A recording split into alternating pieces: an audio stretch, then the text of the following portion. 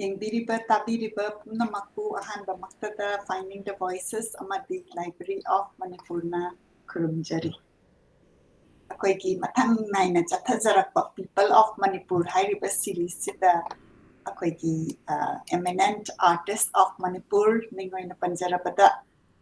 ꯇꯣꯝꯕꯤ ꯊꯣꯏꯗꯤꯡꯖꯝ ꯑꯩꯅ ꯄꯥꯕꯨꯡ ꯍꯥꯏꯅ ꯌꯥꯝꯅ ꯅꯨꯡꯁꯤꯅ ꯀꯧꯖꯕ ꯄꯥꯕꯨꯡꯕꯨꯁꯨ ꯈꯨꯔꯨꯝꯖꯔꯤ ꯌꯦꯡꯕꯤꯔꯤꯕ ꯄꯨꯝꯅꯃꯛꯅ ꯃꯤꯅꯤꯠ ꯑꯃꯇꯪ ꯂꯧꯕꯤꯔꯒ ꯁꯣꯁꯤꯌꯦꯜ ꯃꯤꯗꯤꯌꯥꯗ ꯁꯦꯌꯔ ꯇꯧꯕꯤꯌꯨ ꯑꯩꯈꯣꯏ ꯃꯌꯥꯝ People of ꯃꯅꯤꯄꯨꯔꯒꯤ ꯁꯤꯔꯤꯁꯁꯤꯗ ꯑꯩꯈꯣꯏ ꯄꯥꯕꯨꯡꯒꯤ ꯑꯥꯔꯠꯀꯤ ꯃꯔꯝꯗ ꯑꯩꯈꯣꯏꯅ ꯃꯁꯤ ꯁꯦꯀꯦꯟ ꯄꯥꯔꯠꯅꯤ ꯑꯩꯈꯣꯏꯅ ꯑꯃꯨꯛ ꯔꯤꯀ꯭ꯋꯦꯁ ꯇꯧꯖꯕꯗ ꯄꯥꯕꯨꯡꯅ ꯌꯥꯕꯤꯔꯛꯑꯦ ꯐꯥꯔꯁꯠ ꯄꯥꯔꯠꯇ ꯑꯩꯈꯣꯏꯅ ꯄꯦꯜꯍꯧꯗꯗꯅ ꯄꯥꯕꯨꯡꯒꯤ ꯑꯥꯔꯠꯀꯤ ꯃꯔꯝꯗ ꯑꯩꯈꯣꯏꯅ ꯍꯦꯟꯅ ꯈꯪꯅꯤꯡꯕ ꯑꯃꯃꯝ ꯈꯟꯒꯠꯂꯒ ꯑꯗꯨꯒ ꯑꯇꯩ ꯑꯦꯛꯇꯤꯚꯤꯇꯤꯁꯨ ꯗ ꯄꯥꯕꯨꯡꯅ ꯌꯥꯕꯤꯔꯛꯇꯅ ꯉꯁꯤ ꯑꯃꯨꯛ 2023ꯗ ꯑꯃꯨꯛ ꯑꯩꯈꯣꯏ ꯄꯨꯜꯂꯦ ꯑꯗꯨꯅ ꯃꯤꯅꯤꯠ ꯑꯃꯇꯪ ꯂꯧꯕꯤꯔꯒ ꯑꯃꯇꯪ ꯁꯦꯌꯔ ꯇꯧꯕꯤꯌꯨ ꯑꯩꯅꯁꯨ ꯇꯦꯛꯅꯤꯀꯦꯜꯂꯤ ꯑꯃꯇꯪ ꯌꯦꯡꯉꯒ ꯒ꯭ꯔꯨꯞ ꯃꯌꯥꯝꯗ ꯁꯦꯌꯔ ꯇꯧꯖꯒꯦ ꯑꯩꯈꯣꯏ ꯃꯌꯥꯝꯅ ꯃꯁꯤ ꯇꯧꯔꯤꯉꯩꯗ ꯄꯥꯕꯨꯡ ꯀꯃꯥꯏꯅ ꯇꯧꯕꯤꯔꯤ ꯑꯅꯧꯕ ꯀꯔꯤ ꯄꯥꯎ ꯂꯩꯕꯤꯔꯤ ꯍꯥꯏꯕꯗꯣ ꯑꯩꯈꯣꯏ ꯃꯌꯥꯝꯗ ꯑꯃꯇꯪ ꯁꯦꯌꯔ ꯇꯧꯕꯤꯌꯨ ꯄꯥꯕꯨꯡ ꯑꯩ ꯑꯅꯧꯕ ꯍꯥꯏꯇꯥꯔꯒꯗꯤ ꯍꯟꯗꯛꯇ ꯑꯩꯒꯤ ꯕꯥꯔꯗꯦꯗ ꯚꯤꯗꯤꯑꯣ ꯑꯃ ꯗꯣꯀꯨꯃꯦꯟꯇꯔꯤ ꯐꯤꯂꯝ ꯑꯃ ꯅꯝꯖꯈ꯭ꯔꯦ ꯃꯗꯨ ꯂꯥꯏꯐ ꯏꯟ ꯑ ꯋꯥꯛ ꯍꯥꯏꯕꯅꯤ only 35 minutes ꯑꯗꯨ ꯌꯥꯝꯅ ꯑꯩꯒꯤꯗꯤ ꯃꯇꯥꯡ ꯆꯥꯕ ꯑꯃꯅꯤ ꯂꯧꯖꯩ ꯃꯔꯝꯗꯤ ꯃꯗꯨ ꯑꯩꯒꯤ ꯕꯥꯔꯗꯦ ꯃꯛꯇꯗ ꯗꯣꯀꯨꯃꯦꯟꯇꯔꯤ ꯐꯤꯂꯝ ꯑꯃ ꯅꯝꯖꯈ꯭ꯔꯦ sorry ꯍꯥꯏꯕꯤꯌꯨ ꯃꯈꯥ ꯇꯥꯅ ꯑꯗꯨ 1st December 1936ꯇꯅꯤ ꯑꯩꯒꯤ ꯗꯦꯠ ꯑꯣꯐ ꯕꯥꯔꯊꯁꯦ ꯑꯗꯨ ꯍꯧꯖꯤꯛꯀꯤ ꯅꯨꯃꯤꯠꯁꯤꯗ 1st Decemberꯗꯅꯤ ꯔꯤꯂꯤꯖ ꯇꯧꯔꯤꯁꯤꯁꯨ ꯑꯗꯨ Finding the Voices ꯑꯩꯈꯣꯏꯒꯤ ꯗꯦꯝ ꯍꯣꯏꯅꯁꯨ ꯌꯥꯝ ꯐꯖꯅ ꯁ꯭ꯄꯣꯟꯁꯔ ꯇꯧꯕꯤꯔꯛꯏ ꯑꯩꯒꯤ ꯅꯣꯠꯕꯨꯛ ꯑꯃ ꯆꯞ ꯆꯥꯅ ꯁꯦꯝ ꯗꯦꯗ ꯑꯗꯨꯁꯨ ꯃꯌꯥꯝ ꯑꯃꯗ ꯑꯩꯅ ꯎꯠꯊꯣꯛꯆꯩ ꯌꯥꯝ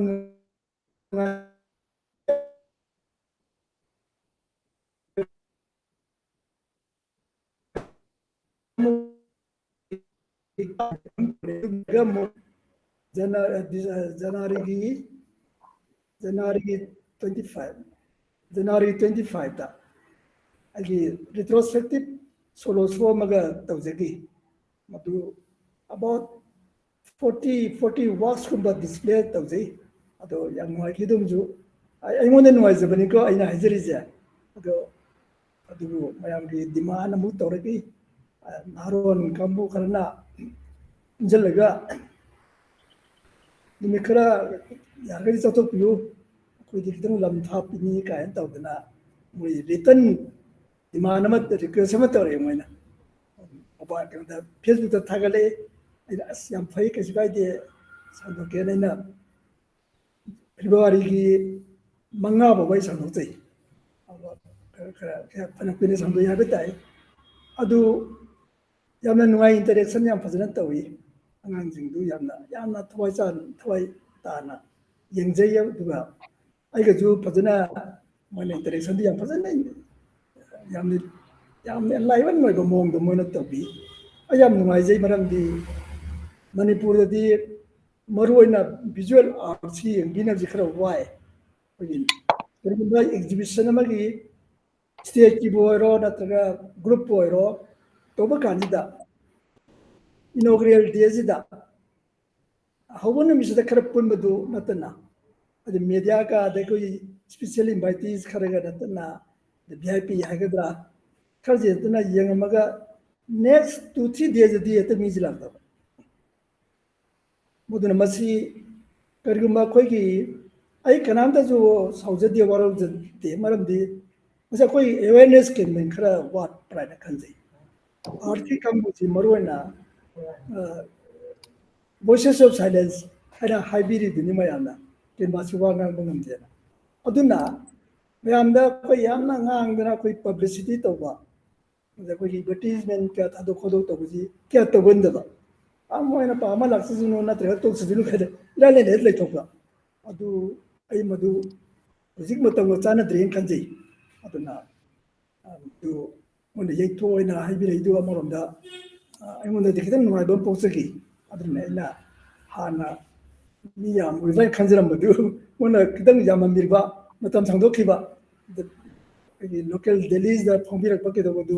ꯑꯩ ꯃꯦꯗꯤꯌꯥ ꯀꯥꯡꯕꯨꯁꯨ ꯑꯣꯟꯊꯣꯛꯅ ꯑꯩ ꯊꯥꯒꯠꯆꯅꯤꯡꯉꯤ ꯂꯣꯏꯅꯅ ꯂꯥꯛꯄꯤꯔꯤꯕ ꯃꯐꯝ ꯃꯐꯝꯗꯒꯤ ꯂꯥꯛꯏꯕ ꯀ꯭ꯂꯕꯇꯒꯤ ꯀꯔꯤꯗꯒꯤ ꯃꯈꯣꯏꯒꯤ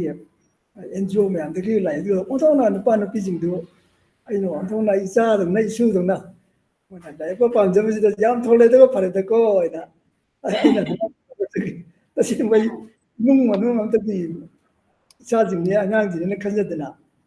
ꯑꯁ ꯌꯥꯝ ꯅꯨꯡꯉꯥꯏꯔꯦ ꯅꯣꯏ ꯂꯥꯛꯄꯁꯦꯅ ꯑꯩꯗꯤ ꯈꯔꯗꯤ ꯋꯥꯖꯈꯤ ꯃꯔꯝꯗꯤ ꯂꯥꯏꯁꯤꯡꯁꯤ 40 ꯗꯤꯁꯄ꯭ꯂꯦ ꯇꯧꯕꯁꯤ ꯑꯩꯅ ꯃꯣꯏ ꯂꯥꯛꯄ ꯀꯥꯟꯗꯗꯤ ꯅꯨꯡꯉꯥꯏꯔꯣꯏꯅ ꯏꯠꯁ ꯑꯦꯟ ꯑꯦꯚ꯭ꯔꯤ ꯋꯥꯛꯁꯤ ꯃꯈꯣꯏꯒꯤ ꯕꯦꯛꯒ꯭ꯔꯥꯎꯟꯁꯤ ꯈꯔ ꯁꯨꯝ ꯍꯥꯏꯖꯕ ꯑꯗꯨꯅ ꯃꯣꯏꯗ ꯃꯌꯦꯛ ꯁꯦꯡꯕ ꯍꯦꯜꯂꯤ ꯍꯥꯏꯗꯅ ꯑꯗ ꯀꯩꯅꯣꯗꯤ ꯑꯩꯈꯣꯏꯅ ꯈꯜꯂꯝꯕꯒ ꯑꯣꯟꯅꯗꯅ ꯇꯧꯔꯤꯁꯤꯗꯤ ꯃꯁꯛ ꯃꯄꯥꯟꯒꯤ ꯐꯖꯕ ꯑꯗꯨ ꯅꯠꯇꯦ ꯇꯧꯕꯤꯔꯤꯁꯤꯗꯤ ꯃꯅꯨꯡꯒꯤ ꯐꯖꯕꯗꯨꯅꯦꯅ ꯑꯗꯨꯒ ꯍꯥꯏꯕꯤꯔꯛꯄꯗꯣ ꯑꯗꯨꯅ ꯅꯨꯡꯉꯥꯏꯕ ꯐꯥꯎꯖꯈꯤ ꯃꯣꯏꯁꯨ ꯑꯦꯠꯂꯤꯁ ꯑꯩ ꯈꯟꯖꯕꯗ ꯑꯦꯋꯦꯔꯅꯦꯁ ꯀꯦꯝꯄꯦꯟ ꯈꯔ ꯇꯧꯕ ꯗꯔꯀꯥꯔ ꯂꯩꯒꯗ꯭ꯔꯥ ꯍꯥꯏꯕ ꯋꯥꯐꯝꯁꯤ ꯊꯝꯖꯅꯤꯡꯉꯤ ꯌꯥꯝ ꯅꯨꯡꯉꯥꯏ ꯄꯥꯕꯨꯡꯒꯤ ꯑꯦꯛꯖꯤꯕꯤꯁꯟꯒꯤ ꯐꯣꯇꯣꯗꯨ ꯎꯕꯗ ꯑꯩꯗꯤ ꯁꯤꯗꯒꯤ ꯂꯥꯞꯅ ꯌꯥꯝ ꯌꯦꯡꯅꯤꯡꯕꯅꯦ ꯑꯗꯨ ꯁꯨꯃꯥꯏꯅ ꯑꯩꯈꯣꯏꯒꯤ ꯌꯨꯠ ꯑꯃꯗꯤ ꯑꯩꯈꯣꯏꯒꯤ ꯃꯌꯥꯝꯅ ꯍꯦꯟꯅ ꯌꯦꯡꯕꯒꯤ ꯀꯩꯅꯣꯁꯦ ꯆꯦꯟꯖ ꯑꯃ ꯄꯥꯕꯨꯡꯅ ꯎꯕꯁꯦ ꯃꯁꯤ ꯑꯩꯈꯣꯏꯒꯤ ꯁꯣꯁꯤꯌꯦꯜ ꯃꯤꯗꯤꯌꯥꯗꯁꯨ ꯄꯥꯎ ꯑꯦꯛꯖꯤꯕꯤꯁꯟ ꯇꯧꯗꯣꯔꯦ ꯀꯥꯏꯅ ꯑꯗꯨꯒꯨꯝꯕ ꯈꯪꯕ ꯍꯦꯟꯒꯠꯄꯀꯣ ꯍꯥꯟꯅꯒꯤꯅ ꯑꯃꯨꯛ ꯃꯤꯗꯤꯌꯥꯁꯤ ꯀꯩꯅꯣ ꯈꯕꯔꯗ ꯐꯣꯡꯉꯒ ꯑꯗꯨꯗ ꯇꯧꯔꯅꯤ ꯍꯥꯏꯔꯒ ꯑꯅꯤ ꯑꯀꯛꯅꯕ ꯈꯪꯕꯗꯣ ꯑꯗꯨꯅ ꯌꯥꯝꯅ 40 ꯋꯥꯔꯛ ꯃꯨꯛꯅꯦꯕ ꯄꯥꯕꯨꯡꯅ ꯁꯣ ꯇꯧꯕꯤꯈ꯭ꯔꯤꯁꯦ 41 ꯍꯥꯏꯕ ꯇꯥꯔꯗꯤ 40 ꯍꯥꯏꯅ ꯂꯧꯖꯔꯦꯅ ꯑꯔꯣꯏꯕꯩꯗꯨꯗꯤ ꯒꯕꯔꯅꯔ ꯑꯩꯈꯣꯏꯒꯤ ꯂꯩꯕꯤꯔꯝꯕ ꯑꯣꯅꯔꯦꯕꯜ ꯒꯕꯔꯅꯔ ꯗꯥꯛꯇꯔ ꯁꯤꯕꯤꯟꯗꯔ ꯁꯤꯡ ꯁꯤꯙꯨ ꯍꯣꯏꯗꯣ ꯃꯥ ꯒꯕꯔꯅꯔ ꯑꯣꯏꯔꯝꯃꯦ ꯑꯩꯈꯣꯏꯒꯤ ꯃꯥꯒꯤ ꯒꯕꯔꯅꯔꯁ ꯑꯦꯋꯥꯔꯗꯁꯦ ꯑꯩꯉꯣꯟꯗ ꯄꯤꯕ ꯃꯗꯨ ꯐꯣꯇꯣꯗꯨ ꯑꯝꯇꯪ ꯍꯥꯞꯄꯒꯗꯤ ꯑꯩ ꯂꯪꯖꯕ ꯊꯣꯛꯑꯅꯤ ꯈꯟꯖꯗꯅ ꯃꯥ ꯂꯩꯈꯤꯗ꯭ꯔꯦ ꯑꯗꯨ ꯌꯥꯝ ꯅꯨꯡꯉꯥꯏ ꯑꯩꯅ ꯒꯋꯥꯗ ꯆꯠꯆ ꯀꯥꯟꯗ ꯒꯋꯥꯒꯤ ꯒꯕꯔꯅꯔ ꯑꯣꯏꯅ ꯂꯩꯔꯝꯃꯦ ꯃꯤꯡꯒ ꯅꯤꯡꯁꯤꯡꯉꯛꯄ ꯃꯥꯅ ꯑꯩ ꯑꯣꯂꯣꯟ ꯇꯧꯖꯩ ꯑꯗ ꯃꯁꯤꯃꯗꯤ ꯍꯥꯞꯄꯗ ꯌꯥꯝꯅ ꯑꯩꯉꯣꯟꯗ ꯑꯩꯒꯤ ꯊꯃꯣꯏꯗ ꯅꯨꯡꯉꯥꯏꯕ ꯐꯥꯎꯖꯒꯅꯤ ꯍꯥꯏꯅ ꯈꯟꯖꯗꯅ ꯃꯗꯨꯃꯒ ꯍꯥꯞꯆꯤꯜꯂꯛꯄ 40+1 ꯍꯥꯏꯖ ꯇꯥꯔꯦ ꯑꯗꯨ ꯌꯥꯝꯅ ꯅꯨꯡꯉꯥꯏꯖꯕ ꯑꯣꯏꯖꯒꯤ ꯑꯩꯉꯣꯟꯗ ꯑꯗꯨ ꯐꯣꯇꯣꯗꯨ ꯑꯝꯇꯪ ꯍꯥꯞꯄꯗꯐꯥꯎꯗ ꯁꯤꯅꯤ ꯑꯗꯒꯤ ꯔꯦꯁꯤꯗꯦꯟ ꯍꯥꯏꯖꯕ ꯇꯥꯔꯦ ꯇꯧꯕꯗꯗꯤ ꯑꯦꯛꯁꯦꯞ ꯋꯥꯟ ꯂꯣꯀꯦꯜ ꯗꯦꯂꯤ ꯃꯗꯨꯒꯤ ꯔꯤꯚ꯭ꯌꯨ ꯍꯥꯏꯒꯗ꯭ꯔꯥ ꯅꯠꯇ꯭ꯔꯒ ꯖꯁ ꯁꯨꯝ ꯂꯥꯏꯟ ꯈꯔ ꯏꯕꯤꯔꯛꯏ ꯃꯩꯇꯩꯂꯣꯟꯗ ꯃꯗꯨꯃꯇꯪꯅꯤ ꯑꯇꯩꯗꯤ ꯀꯅꯥꯝꯇ ꯅꯣꯕꯣꯗꯤ ꯇꯦꯛꯁ ꯀꯦꯌꯔ ꯑꯗꯨꯃꯇꯪꯗꯤ ꯈꯤꯇꯪ ꯑꯩꯈꯣꯏꯗ ꯐꯤꯜ ꯇꯧꯏ ꯃꯔꯝꯗꯤ ꯂꯥꯏ ꯌꯦꯛꯄ ꯑꯃꯅ ꯂꯥꯏ ꯌꯦꯛꯄ ꯃꯔꯝꯗ ꯏꯕ ꯍꯥꯏꯁꯤ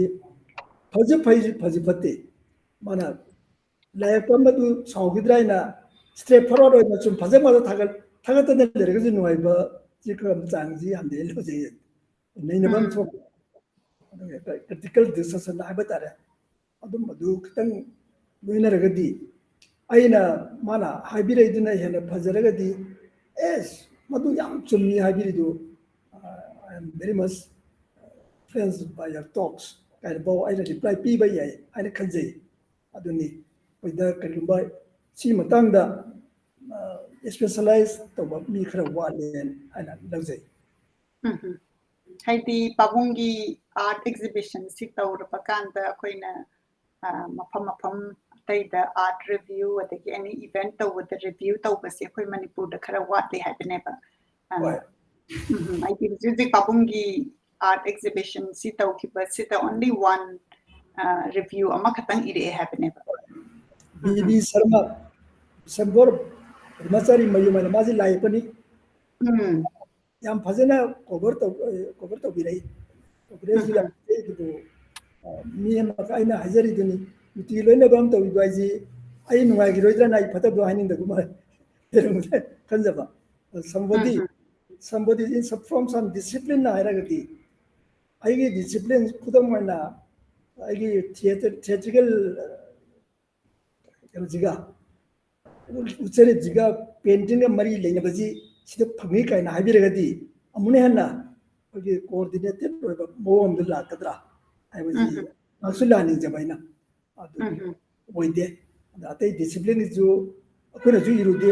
mana hujiti specialized loin tawnagrabadina masi maramji tawoina some effort khara yawna phona dragadi ibade he farta gadra idra tawjrami aiju pona pam deligi kalam bhe soijarabe 2005 te fanam ko lerami ad anything idea do kaim yengdre any exhibition any painting maram da khana chin na bajargadi ai mafam du de chagani paton phagge phoi adu magi kenoma spirit am leibrai darka leibrai yes adene baton phang da batarka leite atia orate ai adum la e do ai amadu spirit chena nimya ko gi naro na bolaiba ahlu raju naro karama pandagi pass out torba kara manipur da laga makhoji wa ko kenelda adu isa thom thoi na karam ta khudi ai ji karano khangpote mai na ju chalaga ai ya noi ji ni mang la ko ni bo noi ai ba ton toi to de khalu nu ko to ikai ka khandiru nu ai yam ngai je na hai jabani da to thang jabani mo ko gi maram da yam phasani ibiki mo da jo dum kana je sambodina khangdabamna maram du khara puthopira gadi mako da encouragement to da yam chawa inotama yo ma honu bagi makhatar bagi posi lagadra ila khanjadna apabata de maire ke jgai masi ado sine noi cha noi saunu ai di siji torda ida pamjabai wani noi da span tordi ina phajado wali ne chi yam phajare ne phajodi adubu sumaina ju khar to bo yabra to yim ne na aina mako de request to jo bane na adu mana lapsamdi aduna akoina yengbiriba pumna mangna akoina akoigi wakanzi irakpa kanda sau kigani asa kenoni madi ahanni kain khandaba aina yengura kanda aingonda feel tawbado atu share tawminasi akoigi sharing tawba yamna wati haibani adoidi masida yamna intentional oina akoigi tambiba ma changi akoi mayamda akoi review tawba chalurаканда akoi share tawsi review tawsi haibagi adugumba ma samna ngai pabung aduga amaga nijanjara yeina kogi manipur state kala academy na natra art society manipur na matam wina adusaba group art exhibition da award kan piri the honorable mention ka idna piri angang pj haijariba da aina sanda mid artist da ma tawjarame ai du ya tawdan lejarabani Rujik to review one to Hanjanimba. Karamain to Jagi Ibabu, Matian Lizagi Wari. Okay. Award from Mami Jimdu, the honorable mention from Biriba. For that matter, Egyptian the Yawiriba Kudimak, exhibitor Kudimaksu, Yargadi Yabu, Hajarakanda, Odiensky Sarukta, and all the persons from different disciplines in request of the gun. Lakpiyo ko so mayam kunna kaino khra nei na ji arki maram ji nei na bi jaina tawdna admana khra tawjaramme ada nake waqtu thammo sida mayam yenga ji theater gi zu dagi isai gi zu adi smani la gi zu smaina loina bakkaina baton ji selectively na tawjabani loina mo jam janding ada nangi waq sida nang me uningi ji kari na du hore ma lere my work to lere the award winning work to thamme manakta mayam ye unabai ado masida dang uning jikari no koi kaida khangdabne na lobiro du haibi winna aina mai manamda ji laijim ram na ngan jaba mo ado yamna ngai ba moi ade kamu khana wera kanjida audience tagi ai di masi maline ai smai to bona phajine khaline haidra mogi reaction mayam do madu onto na nungai khaba moina habde lobo ya buju yam yawi aduga tobudadi koina dumaina especially haijat na lapiona haijat degi pak ti thopi raktaba aduna madu hogidegi mathang loina ba ina dumai tawjabam tawjagi madu mid the artist hana minthonji thamjara kanda adumani tawgi maduma ghar yam nuai atagi discipline da jo theater gi khangde atagi dance gi khangde Lady Punumaxida, Adumana, ꯑꯃꯨꯛ ꯃꯁꯥ ꯃꯁꯥꯕꯨ explain ꯇꯧꯍꯟꯕ ꯑꯗ ꯃꯗꯨ ꯌꯥꯝ ꯐꯖꯈ꯭ꯔꯦ ꯅꯪ ꯍꯥꯏꯔꯤꯗꯣ ꯑꯩꯈꯣꯏ ꯀꯔꯤꯝ ꯈꯪꯉꯝꯗꯕꯅꯤ ꯅꯪꯅ ꯍꯥꯏꯔꯛꯄꯗ ꯑꯩꯈꯣꯏ ꯌꯥꯝ ꯐꯖꯅ ꯈꯪꯉꯦ ꯑꯩꯈꯣꯏꯁꯨ ꯑꯗꯨ ꯇꯧꯕ ꯄꯥꯝꯃꯦꯅ ꯍꯥꯏꯕꯗꯨ ꯃꯗꯨꯅꯤ ꯑꯩꯅ ꯔꯤꯌꯦꯜ ꯁꯦꯟꯁꯇ ꯑꯩꯈꯣꯏꯒꯤ ꯏꯟꯇꯔꯦꯛꯁꯟ ꯇꯧꯕ ꯍꯥꯏꯁꯤ ꯑꯣꯏꯒꯗꯧꯕꯁꯦꯅ ꯑꯃ ꯈꯔ ꯄꯉꯥꯡ ꯉꯥꯡꯉꯒ ꯁꯤꯅ ꯇꯥꯛꯄꯗ ꯀ꯭ꯂꯥꯁꯇ ꯂꯥꯏꯔꯤꯛ ꯇꯥꯛꯄꯗꯤ ꯅꯨꯡꯉꯥꯏꯇꯦꯅ ꯂꯧꯖꯩ ꯑꯩꯅ ꯑꯅꯤꯃꯛ ꯁꯤꯟꯅꯔꯀꯥꯟꯗ ꯏꯠ ꯀꯃꯟ ꯀꯩꯅꯣꯝꯗꯤ ꯂꯥꯛꯄ꯭ꯔꯥ ꯍꯥꯏꯕꯁꯦ ꯑꯩꯅ ꯌꯥꯝ ꯀꯟꯅ ꯐꯥꯎꯖꯈꯤ ꯑꯗꯣ ꯄꯥꯕꯨꯡ ꯃꯤꯠ ꯗ ꯑꯥꯔꯇꯤꯁꯇꯤ ꯍꯧꯖꯤꯛꯇꯤ ꯇꯧꯗ꯭ꯔꯦ ꯇꯧꯗ꯭ꯔꯦ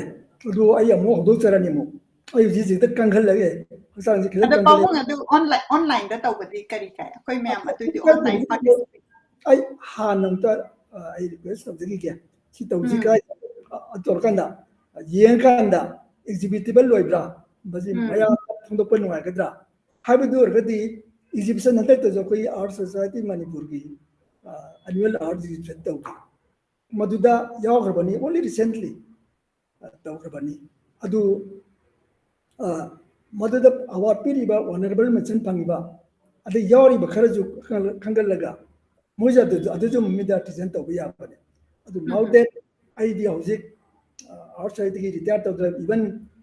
ꯑꯇꯩ ꯑꯇꯩ ꯀꯩꯅꯣꯗꯒꯤ ꯑꯩ ꯑꯌꯥꯝꯕꯅ ꯑꯩ ꯊꯥꯗꯣꯛ ꯂꯩꯖꯔꯕꯅꯤ ꯌꯨꯝꯗ ꯈꯔ ꯄꯣꯊꯥꯔꯒ ꯑꯩꯒꯤ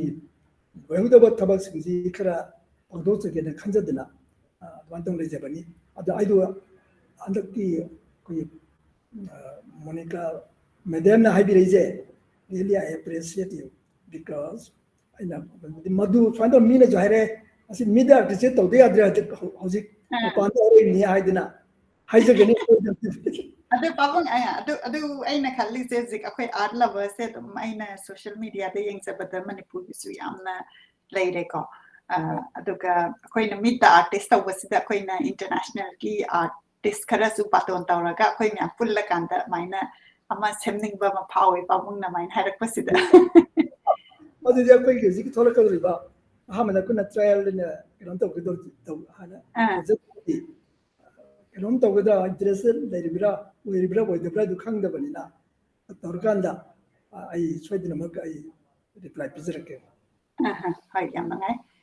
ꯑꯗꯨꯗꯤ ꯑꯩꯈꯣꯏꯅ ꯄꯥꯕꯨꯡꯒꯤꯁꯤ ꯅꯍꯥꯟꯃꯨꯛ ꯑꯍꯥꯟꯕꯒꯤ ꯄꯥꯔꯠ 1ꯗ ꯑꯩꯈꯣꯏꯅ ꯄꯥꯕꯨꯡꯒꯤ ꯑꯥꯔꯠ ꯅꯩꯅꯕꯗ ꯑꯣꯟꯂꯤ 1 ꯑꯥꯔꯠ ꯈꯛꯇꯪ ꯅꯩꯅꯈꯤ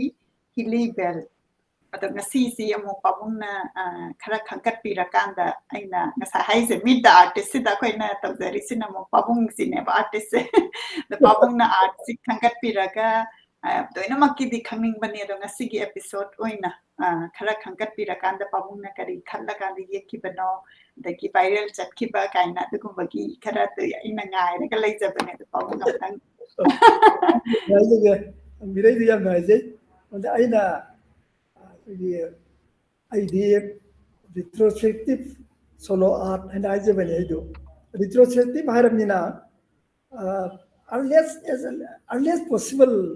ꯑꯦꯛꯖꯤꯕꯤꯁꯟ ꯑꯩ ꯄꯨꯊꯣꯛꯀꯦꯅ ꯈꯟꯖꯈꯤ ꯑꯗꯨꯅ painting one of the paintings the earliest one madu 1954 da yekpa oiki adogadi sahi yanthui mapan yuma surmadra 54 da yegadi yankai mapan yuma surba sahi ji adu sahi yankai mapan surba watercolor painting ma yaw madu painting da user keji aina sahi ta pan surba kanda ꯑꯩꯅ ꯆꯍꯤ 19 ꯁꯨꯕ ꯀꯥꯟꯗ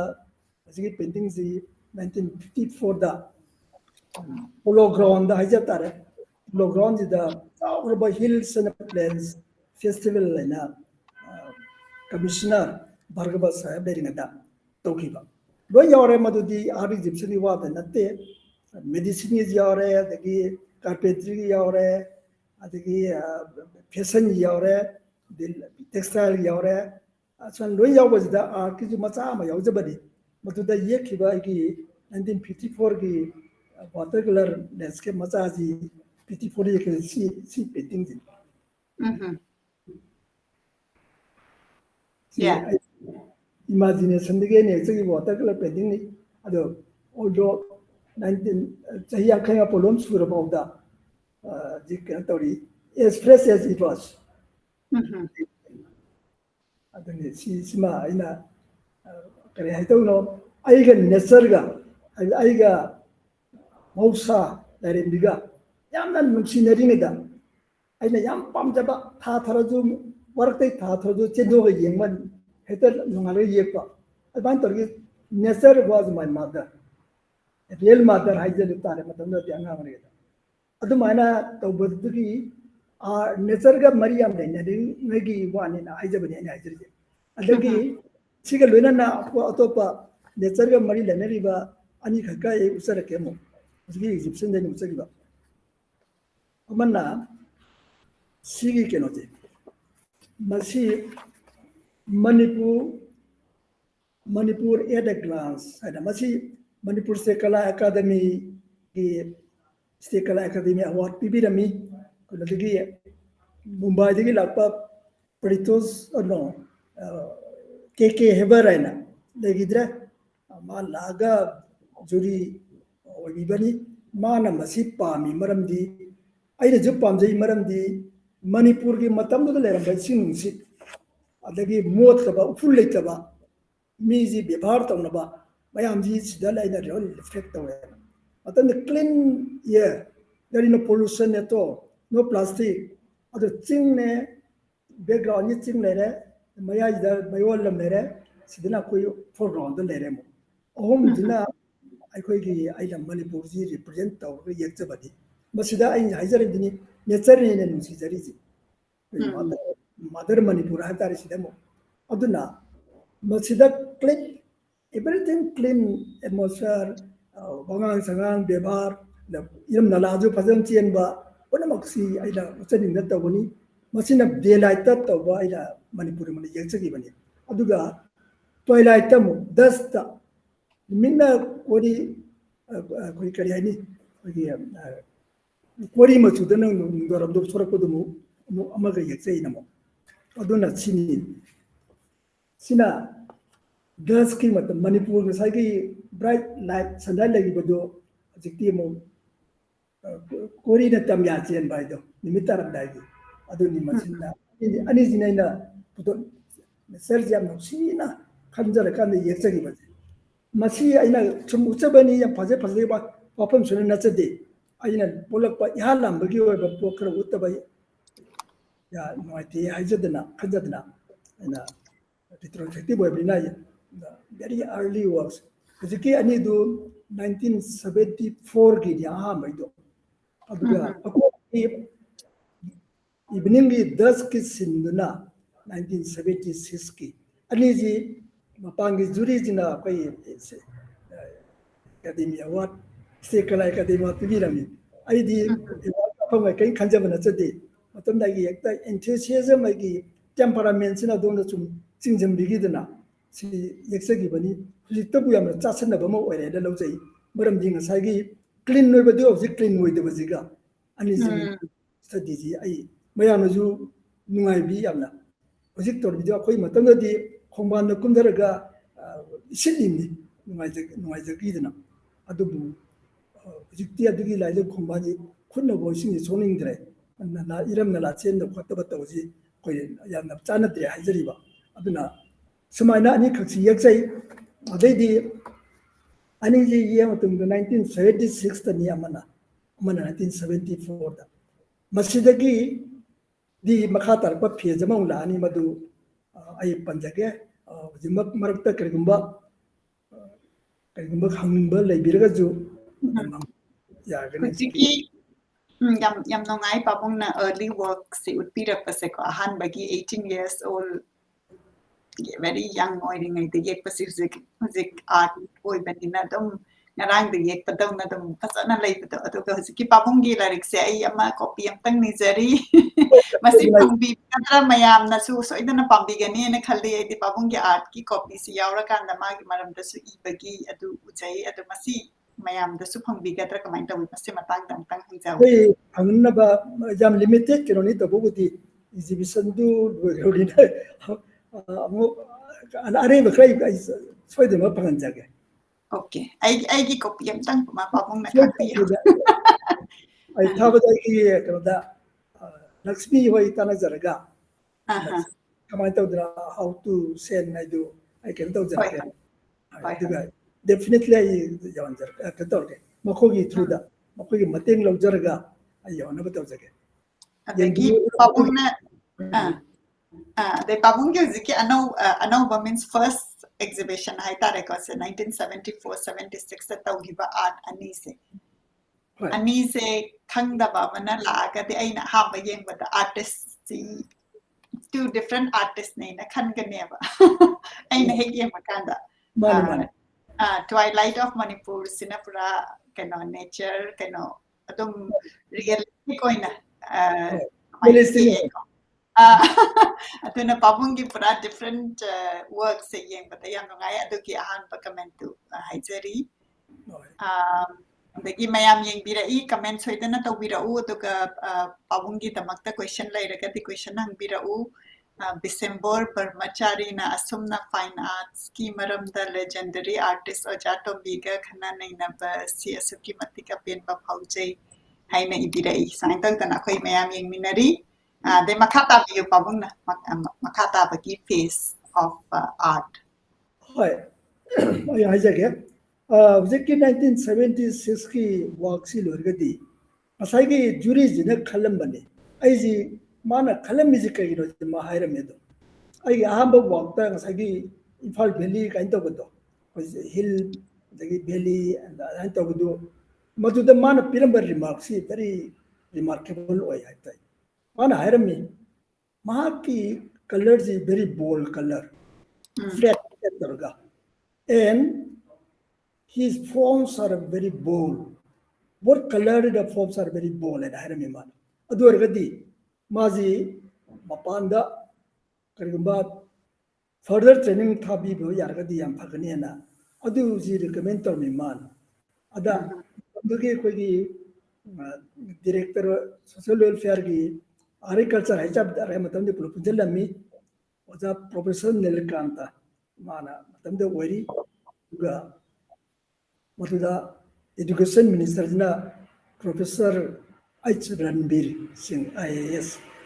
boy animak thukre yam nojadia alani duna sembira manai tai ai on thokuna nojai makhoina dorodi thab tamne ma jadai matam da ai ji kamai dam thadoi no ji ai ne khalani na adu da khang de khoin dam nang kai war no ai to the moina baroda da moina silekan thabira mane after 1975 te chapa hore do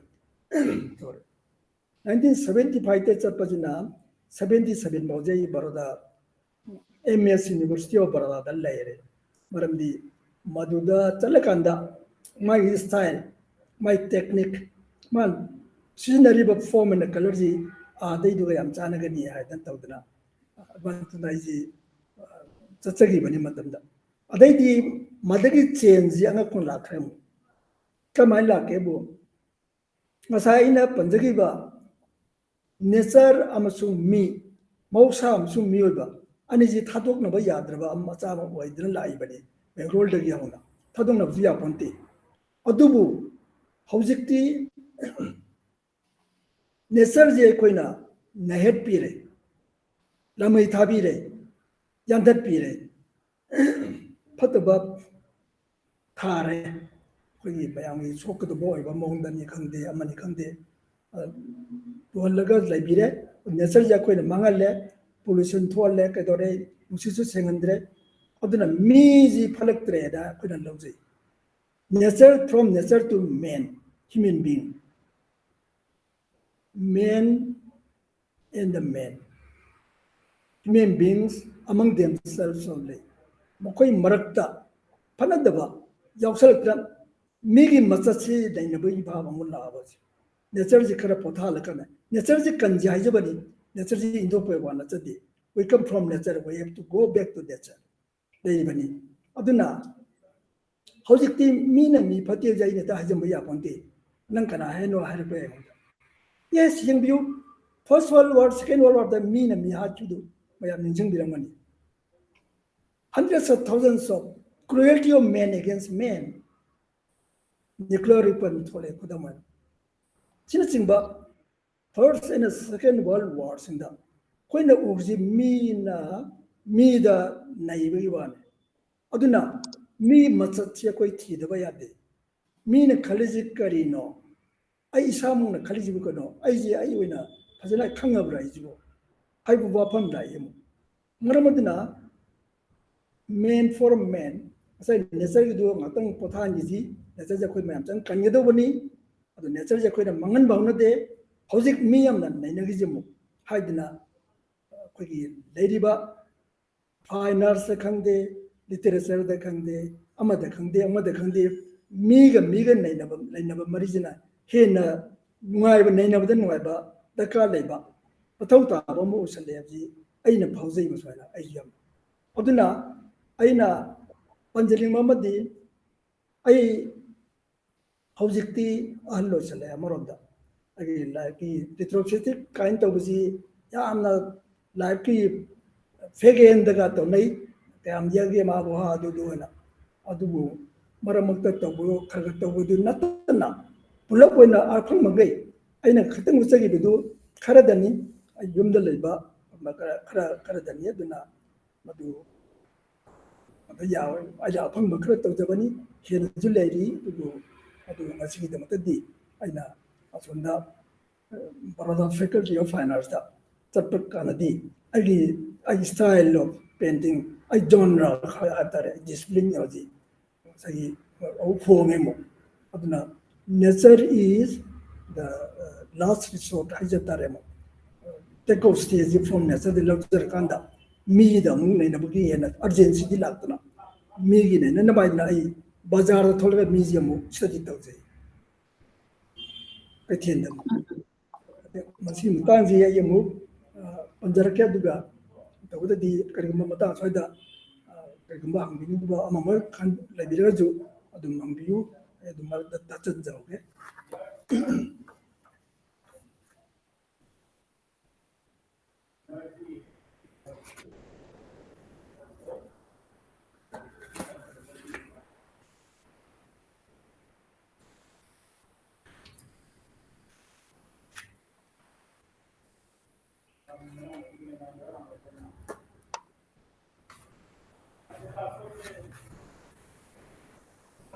ꯑꯩꯅ ꯂꯥꯏ ꯑꯃꯈꯛꯇꯪ ꯎꯠꯆꯒꯦ ꯁꯣꯝꯒꯤ ꯑꯩꯅ ꯑꯣꯏꯗ ꯄꯥꯏꯖꯔꯤꯕꯁꯤ ꯃꯁꯤ war and the ꯃꯥꯏꯕꯤ ꯍꯥꯏꯅ ꯑꯩ ꯇꯥꯏꯇꯜꯁꯤ ꯊꯝꯖꯩ ꯁꯤꯒꯤ ꯄꯦꯟꯇꯤꯡꯁꯤ ꯃꯁꯤ ꯋꯥꯔꯒꯤ ꯀꯩꯅꯣ ꯁꯛꯇꯝꯅꯤ ꯑꯩꯅ ꯁꯤ ꯇꯧꯖꯔꯤꯁꯦ ꯃꯤꯁꯤ ꯑꯊꯤꯕ ꯀꯩꯅꯣ ꯑꯦꯒꯦꯟꯁ ꯍ꯭ꯌꯨꯃꯦꯟ ꯕꯤꯡ ꯂꯩꯕꯅꯤꯅ ꯑꯗꯣ ꯎꯄꯥꯏ ꯂꯩꯔꯛꯇ꯭ꯔꯅ ꯑꯩꯈꯣꯏꯗꯤ ꯌꯥꯝꯅ ꯀꯔꯤ ꯍꯥꯏꯅꯤ ꯌꯥꯝ ꯂꯤꯔꯕ ꯁ꯭ꯇꯦꯠ ꯑꯃꯒꯤ ꯑꯩꯈꯣꯏ ꯆꯠꯅ ꯂꯣꯟꯆꯠꯇ ꯑꯩꯈꯣꯏꯅ ꯄꯥꯝꯖꯕ ꯍꯦꯛꯇ ꯃꯥꯏꯕꯤꯅ ꯍꯥꯏꯔꯒꯗꯤ ꯆꯨꯝꯃꯒꯅꯤ ꯍꯥꯏꯕ ꯋꯥꯈꯜꯗ ꯃꯥꯏꯕꯤꯅ ꯁꯔꯤꯛ ꯇꯧꯔꯒ ꯐꯠꯇꯅꯨꯡꯗ ꯆꯠꯈ꯭ꯔ ꯇꯥꯟꯊꯣꯛꯄꯒꯤ ꯋꯥꯐꯝꯗꯨꯅꯤ ꯃꯁꯤ ꯁꯝꯊꯤꯡ ꯃꯤꯁꯇꯤꯛꯅꯤ ꯍꯥꯏꯕꯤꯌꯨ ꯌꯥꯏ ꯀꯩꯁꯨ ꯀꯥꯏꯗꯦ ꯑꯗꯨꯕꯨ ꯑꯩꯈꯣꯏꯒꯤ ꯊꯃꯣꯏꯒꯤ ꯅꯨꯡꯉꯥꯏꯖꯅꯕ ꯑꯩꯈꯣꯏꯅ ꯁꯣꯝꯗ ꯔꯤꯁꯣꯔꯁꯁꯦ ꯁꯣꯝꯗ ꯂꯧꯖꯩ ꯍꯥꯏꯗꯅ ꯊꯝꯖꯕ ꯋꯥꯐꯝꯅꯤ ꯁꯨꯃꯥꯏꯅ ꯑꯩꯅ ꯃꯤꯒꯤ ꯅꯩꯅꯕꯒꯤ ꯋꯥꯐꯝꯁꯤ ꯂꯥꯛꯄ ꯀꯥꯟꯗ ꯕꯖꯥꯔꯗ ꯑꯩꯅ ꯊꯣꯛꯆꯕ ꯀꯥꯟꯗꯗꯤ ꯑꯩ ꯕꯖꯥꯔꯗ ꯃꯤ ꯈꯨꯗꯤꯡꯃꯛꯀꯤ ꯅꯦꯆꯔꯁꯤ ꯎꯕ ꯐꯪꯖꯩ ꯑꯋꯥꯕ ꯂꯥꯛꯏ ꯅꯨꯡꯉꯥꯏꯇꯕ ꯂꯥꯛꯏ ꯑꯗꯒꯤ ꯖꯣꯏ ꯁꯣꯞꯄꯤꯡ ꯂꯥꯛꯏ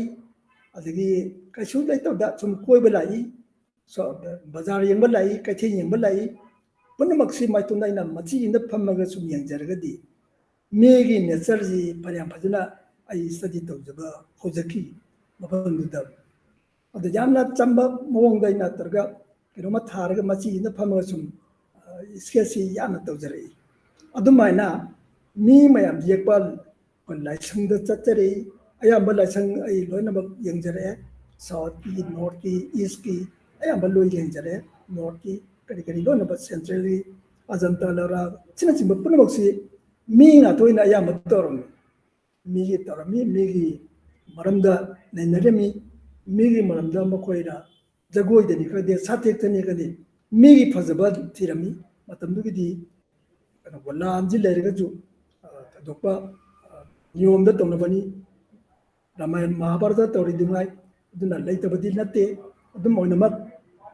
ꯃꯤꯒꯤ ꯁ꯭ꯇꯗꯤ ꯇꯧꯕꯁꯦ ꯑꯩꯈꯣꯏꯒꯨꯝꯕ ꯃꯤꯆꯝ ꯑꯩꯈꯣꯏꯅ ꯌꯥꯝ ꯆꯝꯖꯕ ꯑꯩꯈꯣꯏꯅ ꯑꯥꯔꯇꯤꯁꯅꯤ ꯀꯥꯏꯅ ꯂꯩꯔꯤꯕ ꯂꯥꯏ ꯌꯦꯛꯄꯅꯤ ꯀꯥꯏꯅ ꯂꯩꯖꯔꯤꯕ ꯑꯩꯈꯣꯏꯅ ꯕꯖꯥꯔꯗ ꯊꯣꯛꯑꯒ ꯀꯩꯊꯦꯜꯗ ꯊꯣꯛꯑꯒ ꯃꯤꯁꯤ ꯁ꯭ꯇꯗꯤ ꯇꯧꯕꯁꯤ ꯑꯣꯟꯊꯣꯛꯅ ꯅꯨꯡꯉꯥꯏꯕ ꯑꯃ ꯑꯣꯏ ꯒꯥꯔꯤ ꯃꯅꯨꯡꯗ ꯐꯝꯃꯒꯁꯨ ꯌꯥꯏ ꯅꯠꯇ꯭ꯔꯒ ꯑꯩꯅ ꯃꯆꯤꯗ ꯐꯝꯃꯒ ꯏꯆꯝ ꯆꯝꯅ ꯈꯥꯎ ꯑꯃ ꯌꯥꯟꯁꯤꯟꯖꯔꯒ ꯄꯦꯟꯁꯤꯜ ꯀꯥꯔꯗꯁꯨ ꯈꯔ ꯍꯥꯞꯆꯤꯟꯖꯔꯒ ꯑꯗꯨꯃꯥꯏꯅ ꯇꯧꯔ ꯌꯦꯡꯉꯗꯤ ꯃꯤꯒꯤ ꯅꯦꯆꯔꯁꯤ ꯑꯋꯥꯕ ꯃꯥꯟꯕ ꯅꯨꯡꯉꯥꯏꯕ ꯃꯥꯟꯕ ꯑꯄꯦꯟꯕ ꯃꯥꯟꯕ ꯑꯋꯥꯠꯄ ꯂꯩꯇꯕ ꯃꯥꯟꯕ ꯃꯤꯅꯨꯡꯁꯤ ꯂꯩꯕ ꯃꯥꯟꯕ ꯄꯨꯝꯅꯃꯛꯁꯤ ꯎꯕ ꯐꯪꯉꯦꯅ ꯑꯩ ꯂꯧꯖꯩ ꯑꯗꯨꯅ ꯕꯖꯥꯔ ꯊꯣꯛꯑꯒ Wow. ꯇꯧꯕꯤꯕ ꯌꯥꯝ ꯄꯥꯝꯖꯩ ꯇꯧꯕꯤꯔꯒꯗꯤ ꯌꯥꯝ ꯅꯨꯡꯉꯥꯏꯅ ꯈꯟꯖꯩ ꯍꯥꯏꯕꯗꯤ ꯄꯥꯕꯨꯡꯅ ꯍꯧꯖꯤꯛꯀꯤ ꯅꯦꯆꯔꯗꯒꯤ ꯑꯃꯨꯛ ꯀꯩꯅꯣ ꯅꯦꯆꯔꯁꯤ ꯃꯥ ꯍꯤꯜ ꯇꯧꯅꯕ ꯕ꯭ꯔꯦꯛ ꯂꯧꯕꯒꯤ ꯐꯤꯕꯝꯗꯀꯣ ꯃꯥꯒꯤ ꯂꯩꯔꯒ ꯃꯤꯁꯤ ꯁ꯭ꯇꯗꯤ ꯇꯧꯕ ꯍꯧꯔꯛꯑꯦꯕ ꯑꯗꯣ ꯃꯤ ꯁ꯭ꯇꯗꯤ ꯇꯧꯕꯁꯤꯗ 1980s ꯑꯗꯥꯏꯗꯩꯅꯦꯀꯣ ꯄꯥꯕꯨꯡ ꯇꯧꯕꯤꯔꯛꯏꯁꯦ ꯂꯦꯠ 1970s 80s ꯃꯁꯤ ꯑꯗꯨ ꯃꯃꯥꯡꯗꯩ ꯑꯩꯠꯇꯤꯁꯗꯩꯗꯤ ꯑꯩ ꯌꯥꯝ ꯐꯖꯅ ꯇꯧꯔꯦ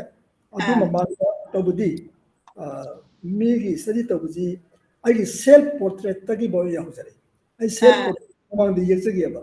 ꯌꯦꯛꯈ꯭ꯔꯦ ꯌꯥꯝ ꯐꯖꯕ ꯑꯃ ꯍꯣꯏ ꯁꯦꯜꯐ ꯄꯣꯔꯇ꯭ꯔꯦꯠꯁꯦ ꯑꯩꯅ ꯌꯦꯛꯏꯁꯤ ꯀꯔꯤꯒꯤꯅꯣ ꯍꯥꯏꯕ ꯋꯥꯐꯝ ꯂꯩ ꯁꯦꯜꯐ ꯄꯣꯔꯇ꯭ꯔꯦꯠꯁꯤ 1969ꯗ ꯑꯃꯒ ꯑꯩ ꯁꯦꯜꯐ ꯄꯣꯔꯇ꯭ꯔꯦꯠ ꯑꯃ ꯇꯧꯖꯈꯤ ꯃꯗꯨ ꯑꯩꯁꯨ ꯎꯠꯆꯔꯛꯀꯦ ꯑꯃꯨꯛ ꯑꯩꯒꯤ ꯀꯦꯇꯂꯣꯛꯁꯤ ꯌꯥꯎꯔꯝꯃꯒꯗꯤ ꯑꯩ ꯎꯠꯆꯔꯛꯀꯦ ꯁꯦꯜꯐ ꯄꯣꯔꯇ꯭ꯔꯦꯠ 1969ꯁꯤ ꯑꯩ ꯃꯇꯝꯗ ꯕꯔꯣꯗꯥ ꯂꯩꯖꯔꯦ ꯕꯔꯣꯗꯥꯗ ꯂꯩꯕ ꯀꯥꯟꯗ ꯑꯩꯅ ꯃꯤ ꯁ꯭ꯇꯗꯤ ꯇꯧꯕ ꯍꯧꯖꯔꯦꯅ ꯉꯁꯥꯏ ꯅꯤꯡꯁꯤꯡꯖꯪꯈ꯭ꯔꯦ ꯃꯌꯥꯝꯗ ꯍꯧꯖꯤꯛ ꯑꯩꯅ ꯕꯖꯥꯔꯗ ꯆꯠꯇ꯭ꯔꯤꯉꯩꯗ 1969ꯗ ꯑꯩꯁꯤ ꯕꯔꯣꯗꯥꯗ ꯆꯠꯇꯣꯏꯁꯤ 1975ꯗꯒꯤ ꯆꯠꯂꯛꯀꯗꯣꯏꯅꯤ ꯑꯩ ꯆꯠꯂꯛꯀꯗꯣꯏꯁꯤ 69ꯗ ꯑꯩꯗꯤ ꯁꯦꯜꯐ ꯄꯣꯔꯇ꯭ꯔꯦꯠ ꯇꯧꯈ꯭ꯔꯕꯅꯤ ꯃꯤꯒꯤ ꯅꯦꯆꯔꯁꯦ ꯑꯩꯅ ꯍꯥꯏꯖꯈꯤꯕꯗꯨꯅꯤ ꯑꯩꯁꯤ ꯇꯝꯃꯨꯔꯒ ꯈꯣꯠꯂꯒ ꯇꯧꯕꯗꯨꯅ ꯑꯃꯅꯤ ꯇꯦꯝꯄꯔꯥꯃꯦꯟ ꯑꯩ ꯏꯁꯥꯒꯤ ꯇꯦꯝꯄꯔꯥꯃꯦꯟ ꯑꯩꯒꯤ ꯊꯃꯣꯏ ꯑꯩꯒꯤ ꯅꯣꯂꯦꯖ ꯅꯠꯇꯕ ꯑꯩꯒꯤ ꯏꯃꯣꯁꯟ ꯐꯤꯂꯤꯡ ꯃꯌꯥꯝꯁꯤꯅ ꯑꯗꯣꯝꯗ ꯑꯩꯁꯤ ꯈꯔ ꯅꯛꯁꯟꯅꯕ꯭ꯔꯥ ꯍꯥꯏꯅ ꯑꯩꯅ ꯂꯧꯖꯩ ꯃꯔꯝꯗꯤ ꯑꯩꯒꯤ ꯗꯦꯠ ꯑꯣꯐ ꯕꯥꯔꯊꯁꯦ ꯑꯩꯈꯣꯏ ꯑꯍꯜ ꯂꯃꯟꯅ ꯇꯥꯛꯄꯤꯕꯗ ꯑꯩꯁꯤ ꯂꯪꯗꯥꯏꯗ ꯄꯣꯛꯏ ꯈꯨꯗꯝ ꯑꯣꯏꯅ ꯃꯤꯠꯅꯥꯏꯠꯇ ꯑꯩꯁꯤ ꯃꯟꯗꯦꯗ ꯄꯣꯛꯄ꯭ꯔꯥ ꯁꯟꯗꯦꯗ ꯄꯣꯛꯄ꯭ꯔꯥ ꯑꯩꯁꯤ ꯀꯟꯐ꯭ꯌꯨꯁ ꯇꯧꯏ ꯃꯣꯏꯅ ꯑꯗꯨꯃꯥꯏꯅ ꯌꯥꯝꯅ ꯏꯪꯕ ꯆꯤꯛꯄ ꯃꯇꯝꯗ ꯑꯩꯁꯤ ꯄꯣꯛꯑꯦꯅ ꯍꯥꯏꯕꯤ ꯃꯁꯤ ꯑꯩꯅ ꯋꯥꯔꯤ ꯑꯇꯩꯒꯤ ꯋꯦꯕꯁꯥꯏꯠꯀꯤ ꯁꯨꯝ ꯇꯧꯕꯗꯨ ꯑꯗꯨ ꯊꯦꯡꯅꯖꯩ ꯑꯗꯨꯃꯥꯏꯅ ꯍꯥꯏꯕꯁꯤ ꯌꯥꯝꯅ ꯏꯪꯕ ꯇꯞꯄ ꯑꯗꯨꯃꯥꯏꯅ ꯇꯧꯕꯁꯤ ꯌꯥꯝ ꯇꯞꯀꯜꯂꯤ ꯑꯗꯨꯗ ꯈꯠꯅ ꯆꯩꯅꯕ ꯄꯥꯝꯒꯟꯗꯦ ꯃꯤꯅꯨꯡꯁꯤ ꯂꯩꯒꯜꯂꯤ ꯀꯥꯏꯅ ꯍꯥꯏꯕꯗ ꯑꯩ ꯑꯁ ꯃꯁꯤꯗ ꯑꯩ ꯄꯣꯛꯑꯝꯃꯤꯁꯤꯗꯤ ꯂꯥꯏ ꯌꯦꯛꯎ ꯍꯥꯏꯕꯅꯤꯗꯅ ꯑꯩꯅ ꯈꯟꯖꯗꯅ ꯑꯩ 69ꯗ ꯑꯩ ꯁꯦꯜꯐ ꯄꯣꯔꯇ꯭ꯔꯦꯠ ꯑꯃ ꯇꯧꯖꯈꯤꯕ ꯎꯠꯆꯔꯛꯀꯦ ꯌꯦꯡꯕꯤꯌꯨ ꯑꯁꯤꯅ ꯑꯩꯉꯣꯟꯗ ꯌꯥꯝꯅ ꯀꯔꯤ ꯍꯥꯏꯅꯤ ꯑꯩꯒꯤ ꯃꯔꯝꯗ ꯑꯩꯅ ꯐꯤꯜ ꯇꯧꯔꯤꯕ ꯑꯗꯨ ꯑꯩ ꯈꯤꯇꯪ ꯎꯠꯆꯔꯛꯀꯦ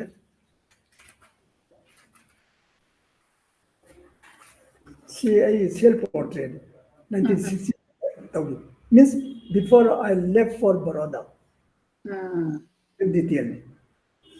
ꯁ꯭ꯄꯥꯆꯨꯂꯥ ꯅꯠꯇꯧꯕꯅꯤ ꯕ꯭ꯔꯁꯅ ꯅꯠꯇꯦ ꯑꯩꯅ ꯇꯧꯖꯔꯤꯁꯤ ꯑꯗꯨꯅ ꯊ꯭ꯔꯨ ꯗ ꯃꯤꯔꯔꯗꯒꯤ ꯇꯧꯔꯒ ꯑꯩꯅ ꯌꯦꯛꯆꯈꯤꯕꯅꯤ ꯑꯗꯨꯅ 69ꯗ ꯌꯦꯛꯑꯒꯗꯤ ꯆꯍꯤ 50 ꯏꯌꯔꯁꯇꯤ ꯍꯦꯜꯂꯦ ꯃꯁꯤ ꯄꯦꯟꯇꯤꯡꯁꯤ ꯑꯗꯨꯅ ꯁꯣꯝꯒꯤꯁꯤ ꯑꯩꯅ ꯗꯤꯇꯦꯜꯗ ꯈꯤꯇꯪ ꯂꯥꯏꯐ ꯁꯥꯏꯗ ꯑꯃꯨꯛ ꯗꯤꯇꯦꯜ ꯃꯆꯥ ꯑꯃ ꯍꯥꯞꯆꯕꯅꯤ ꯁꯤꯗ ꯑꯃꯨꯛ ꯃꯁꯤ ꯑꯩꯒꯤ ꯁꯦꯜꯐ ꯄꯣꯔꯇ꯭ꯔꯦꯠ ꯑꯍꯥꯟꯕꯅꯤ ꯑꯗꯩꯗꯤ ꯕꯔꯣꯗꯥꯗ ꯂꯥꯛꯑꯀꯥꯟꯗ ꯑꯃꯨꯛꯁꯨ ꯇꯧꯏ ꯑꯅꯤꯃꯛ ꯑꯃꯨꯛ ꯃꯗꯨꯗꯗꯤ ꯌꯥꯝꯅ ꯑꯩꯉꯣꯟꯗ ꯅꯨꯡꯉꯥꯏꯖꯕ ꯑꯃꯅ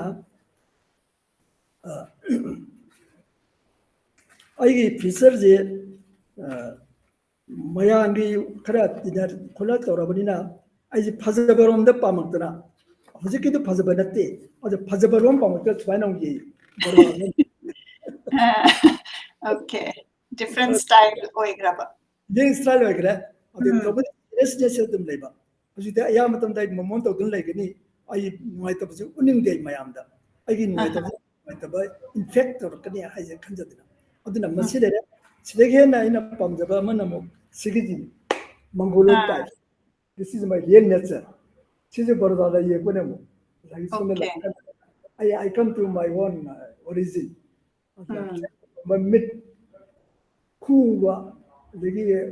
ꯆꯤꯔꯥꯏ ꯇꯥꯡꯕ ꯂꯥꯏꯕꯛ ꯁꯥꯡꯕ ꯄꯨꯝꯅꯃꯛꯁꯦ ꯑꯩ ꯁꯤꯗ ꯌꯥꯎꯋꯦꯅ ꯂꯧꯖꯩ ꯑꯗ ꯑꯁꯤꯒꯤ ꯁꯦꯜꯐ ꯄꯣꯔꯇ꯭ꯔꯦꯠ ꯑꯍꯨꯝꯁꯤ ꯇꯧꯕ ꯀꯥꯟꯗ ꯈꯦꯠꯅꯕꯁꯨ ꯎꯕꯤꯔꯝꯃꯅꯤ ꯇꯧꯕꯇꯕꯨ ꯚꯦꯔꯤ ꯁꯤꯔꯤꯌꯁ ꯂꯨꯛ ꯑꯃ ꯑꯗꯨꯝ ꯎꯕꯤꯔꯝꯒꯅꯤ ꯑꯗꯨꯅ ꯑꯩꯅ ꯃꯤꯁꯤꯒꯤ ꯇꯦꯝꯄꯔꯥꯃꯦꯟ ꯃꯤ ꯀꯩꯅꯣꯁꯤ ꯀꯃꯥꯏꯅ ꯇꯧꯗꯅ ꯁ꯭ꯇꯗꯤ ꯇꯧꯒꯦ ꯍꯥꯏꯕꯁꯤ ꯑꯣꯟꯊꯣꯛꯅ ꯑꯩꯉꯣꯟꯗ ꯅꯨꯡꯅꯥꯡꯕ ꯑꯃ ꯑꯣꯏꯅ ꯍꯧꯖꯈꯤ ꯐꯥꯔꯁ ꯋꯥꯔꯜ ꯋꯥꯔ ꯁꯦꯀꯦꯟ ꯋꯥꯔꯜ ꯋꯥꯔꯒꯤꯗ ꯊꯣꯛꯈꯤꯕ ꯃꯌꯥꯝꯗꯨ ꯑꯗꯨꯝ ꯅꯤꯡꯁꯤꯡꯅ ꯂꯩꯖꯩ ꯑꯉꯛꯄꯅꯤꯀꯣ ꯍꯥꯏꯅ ꯈꯟꯖꯗꯅ ꯑꯗꯨꯅ ꯃꯤꯉꯣꯟꯗ ꯁꯥꯎꯕ ꯂꯩꯖꯗꯦ ꯃꯤꯉꯣꯟꯗ ꯀꯔꯤ ꯍꯥꯏꯗꯧꯗꯅꯣ ꯃꯤꯉꯣꯟꯗ ꯁꯤꯡꯅꯕ ꯀꯩꯗꯧꯕ ꯀꯔꯤꯝ ꯂꯩꯖꯗꯦ ꯑꯩꯗꯤ ꯏꯆꯝ ꯆꯝꯅ ꯃꯤ ꯃꯥ ꯈꯪꯗꯅ ꯇꯧꯔꯤꯅꯤ ꯃꯥꯅ ꯈꯔ ꯑꯇꯣꯞꯄ ꯄꯥꯝꯖꯅ ꯇꯧꯔꯤꯅꯤ ꯑꯩꯅ ꯄꯥꯝꯖꯕꯅ ꯑꯃꯅꯦꯅ ꯈꯪꯗꯣꯛꯆꯔꯀꯥꯟꯗ ꯑꯗꯨꯃꯥꯏꯅ ꯁꯨꯝ ꯂꯩꯖꯕ ꯌꯥꯝ ꯏꯆꯝ ꯆꯝꯅ ꯂꯩꯖꯕ ꯀꯩꯅꯣ ꯁꯨꯃꯥꯏꯅ ꯇꯧꯖꯕꯅꯤ ꯑꯩꯅ ꯃꯤ ꯁ꯭ꯇꯗꯤ ꯇꯧꯕꯒꯤ ꯂꯥꯛꯄꯁꯦ ꯀꯩꯗꯧꯅꯗꯤ ꯃꯤꯅ ꯕ꯭ꯔꯣꯀꯔꯦꯠ ꯑꯣꯏꯔꯒꯅ ꯀꯝꯗꯧꯕ ꯕ꯭ꯔꯣꯀꯔꯦꯠ ꯇꯧ ꯃꯌꯥꯝꯁꯦ ꯀꯃꯥꯏꯅ ꯈꯥꯡꯕ ꯃꯅꯤꯁꯦ ꯂꯪꯗꯥꯏꯁꯦ ꯀꯃꯥꯏꯅ ꯄꯨꯔꯛꯄ ꯀꯥꯏꯗꯨ ꯑꯃꯨꯛꯁꯨ ꯑꯩ ꯀꯩꯅꯣ ꯇꯧꯖꯒꯦ ꯑꯗꯨꯃꯥꯏꯅ 1993ꯒꯤ ꯃꯦꯒꯤ 3ꯗ ꯃꯅꯤꯄꯨꯔꯗ ꯌꯥꯝ ꯆꯥꯎꯕ ꯀꯩꯅꯣꯝꯃ ꯊꯣꯛꯈꯤ ꯑꯣꯏꯗꯕꯗꯒꯤ ꯑꯩꯈꯣꯏꯒꯤ ꯑꯆꯨꯝꯕ ꯑꯣꯏꯔꯕ ꯅꯤꯡꯗꯅ ꯈꯔ ꯆꯩꯅꯕ ꯈꯔ ꯊꯣꯛꯈꯤ ꯃꯗꯨ ꯑꯩꯅ ꯑꯦꯖ ꯑ ꯄꯦꯟꯇꯔ ꯑꯩ ꯃꯁꯤ ꯔꯤꯌꯦꯛ ꯇꯧꯗꯕ ꯌꯥꯗꯦ ꯍꯥꯏꯗꯅ ꯑꯩꯅ ꯔꯤꯌꯦꯛ ꯇꯧꯖꯈꯤ ꯃꯗꯨꯃ ꯑꯗꯨ ꯀꯃꯥꯏꯅ ꯇꯧꯖꯒꯦ ꯍꯥꯏꯖꯕꯗ ꯃꯤꯁꯦ ꯑꯩꯈꯣꯏ ꯃꯦꯖꯣꯔꯤꯇꯤꯁꯤ ꯃꯇꯝꯗ ꯃꯩꯇꯩꯁꯤꯅ ꯑꯣꯏ ꯑꯗꯨꯒ ꯂꯩꯔꯤꯕ ꯀꯥꯡꯂꯨꯞ ꯑꯩꯈꯣꯏꯒꯤ ꯈ꯭ꯔꯤꯁꯇꯤꯌꯥꯟ ꯃꯨꯁꯂꯤꯝ ꯁꯨꯃꯥꯏꯅ ꯑꯇꯣꯞꯄ ꯃꯔꯨꯑꯣꯏꯅ ꯑꯍꯨꯝꯁꯤ ꯂꯩꯕꯅꯤ ꯃꯅꯤꯄꯨꯔꯗ ꯂꯩꯔꯤꯕꯁꯤ ꯑꯗ ꯃꯩꯇꯩ ꯅꯣꯏꯅ ꯁꯨꯃꯥꯏꯅ ꯇꯧꯔꯒꯗꯤ ꯅꯣꯏꯅ ꯃꯦꯖꯣꯔꯤꯇꯤꯅ ꯃꯥꯏꯅꯣꯔꯤꯇꯤꯗ ꯑꯋꯥ ꯄꯤ ꯌꯥꯕ꯭ꯔꯥ ꯍꯥꯏꯁꯦ ꯐꯤꯜ ꯇꯧꯈ꯭ꯔꯗꯤ ꯍꯥꯏꯖꯗꯅ ꯈꯟꯖꯗꯅ ꯑꯩꯅ ꯂꯥꯏ ꯑꯃ ꯀꯝꯃꯨꯅꯦꯜ ꯍꯥꯔꯃꯅꯤꯅ ꯂꯥꯏ ꯑꯃ ꯌꯦꯛꯆꯩ ꯀꯝꯃꯨꯅꯦꯜ ꯍꯥꯔꯃꯅꯤꯗꯤ ꯁꯤ ꯀꯦꯊꯣꯛꯇꯗꯤ ꯌꯥꯎꯗ꯭ꯔꯦ ꯏꯖꯤꯞꯁꯤꯌꯟꯗꯗꯤ ꯌꯥꯎꯕꯅꯤ ꯑꯗꯨ ꯑꯩ ꯁꯤꯗꯤ ꯑꯩ ꯃꯗꯨꯗꯤ ꯎꯠꯄ ꯉꯝꯖꯔꯔꯣꯏ ꯑꯗꯨꯅ ꯃꯗꯨꯗꯩꯗ ꯑꯩꯅ ꯀꯝꯄꯣꯖꯤꯁꯟꯁꯤ ꯃꯩꯇꯩ ꯏꯃꯥꯁꯤꯅ ꯃꯌꯥꯏꯗ ꯐꯣꯀꯁ ꯂꯩꯍꯜꯂꯀꯥꯟꯗ ꯁꯦꯟꯇ꯭ꯔꯦꯜ ꯑꯣꯏꯅ ꯂꯩꯍꯜꯂꯀꯥꯟꯗ ꯑꯗꯨ ꯅꯥꯀꯟ ꯅꯥꯀꯟꯗ ꯃꯥꯅ ꯂꯣꯏ ꯀꯣꯟꯁꯤꯜꯂꯀꯥꯟꯗ ꯑꯩꯈꯣꯏꯅ ꯅꯈꯣꯏꯕꯨ ꯅꯨꯡꯁꯤꯔꯕꯅꯤ ꯑꯩꯈꯣꯏ ꯄꯨꯂꯞ ꯂꯩꯃꯤꯟꯅꯕ ꯌꯥꯗꯕꯅꯤ ꯍꯥꯏꯕꯁꯤ ꯁꯨꯃꯥꯏꯅ ꯑꯩꯅ ꯃꯗꯨꯒꯤ ꯀꯝꯃꯨꯅꯦꯜ ꯍꯥꯔꯃꯅꯤ ꯍꯥꯏꯅ ꯇꯧꯗꯅ ꯄꯦꯟꯇꯤꯡ ꯑꯃꯒ ꯌꯦꯛꯄꯅꯤ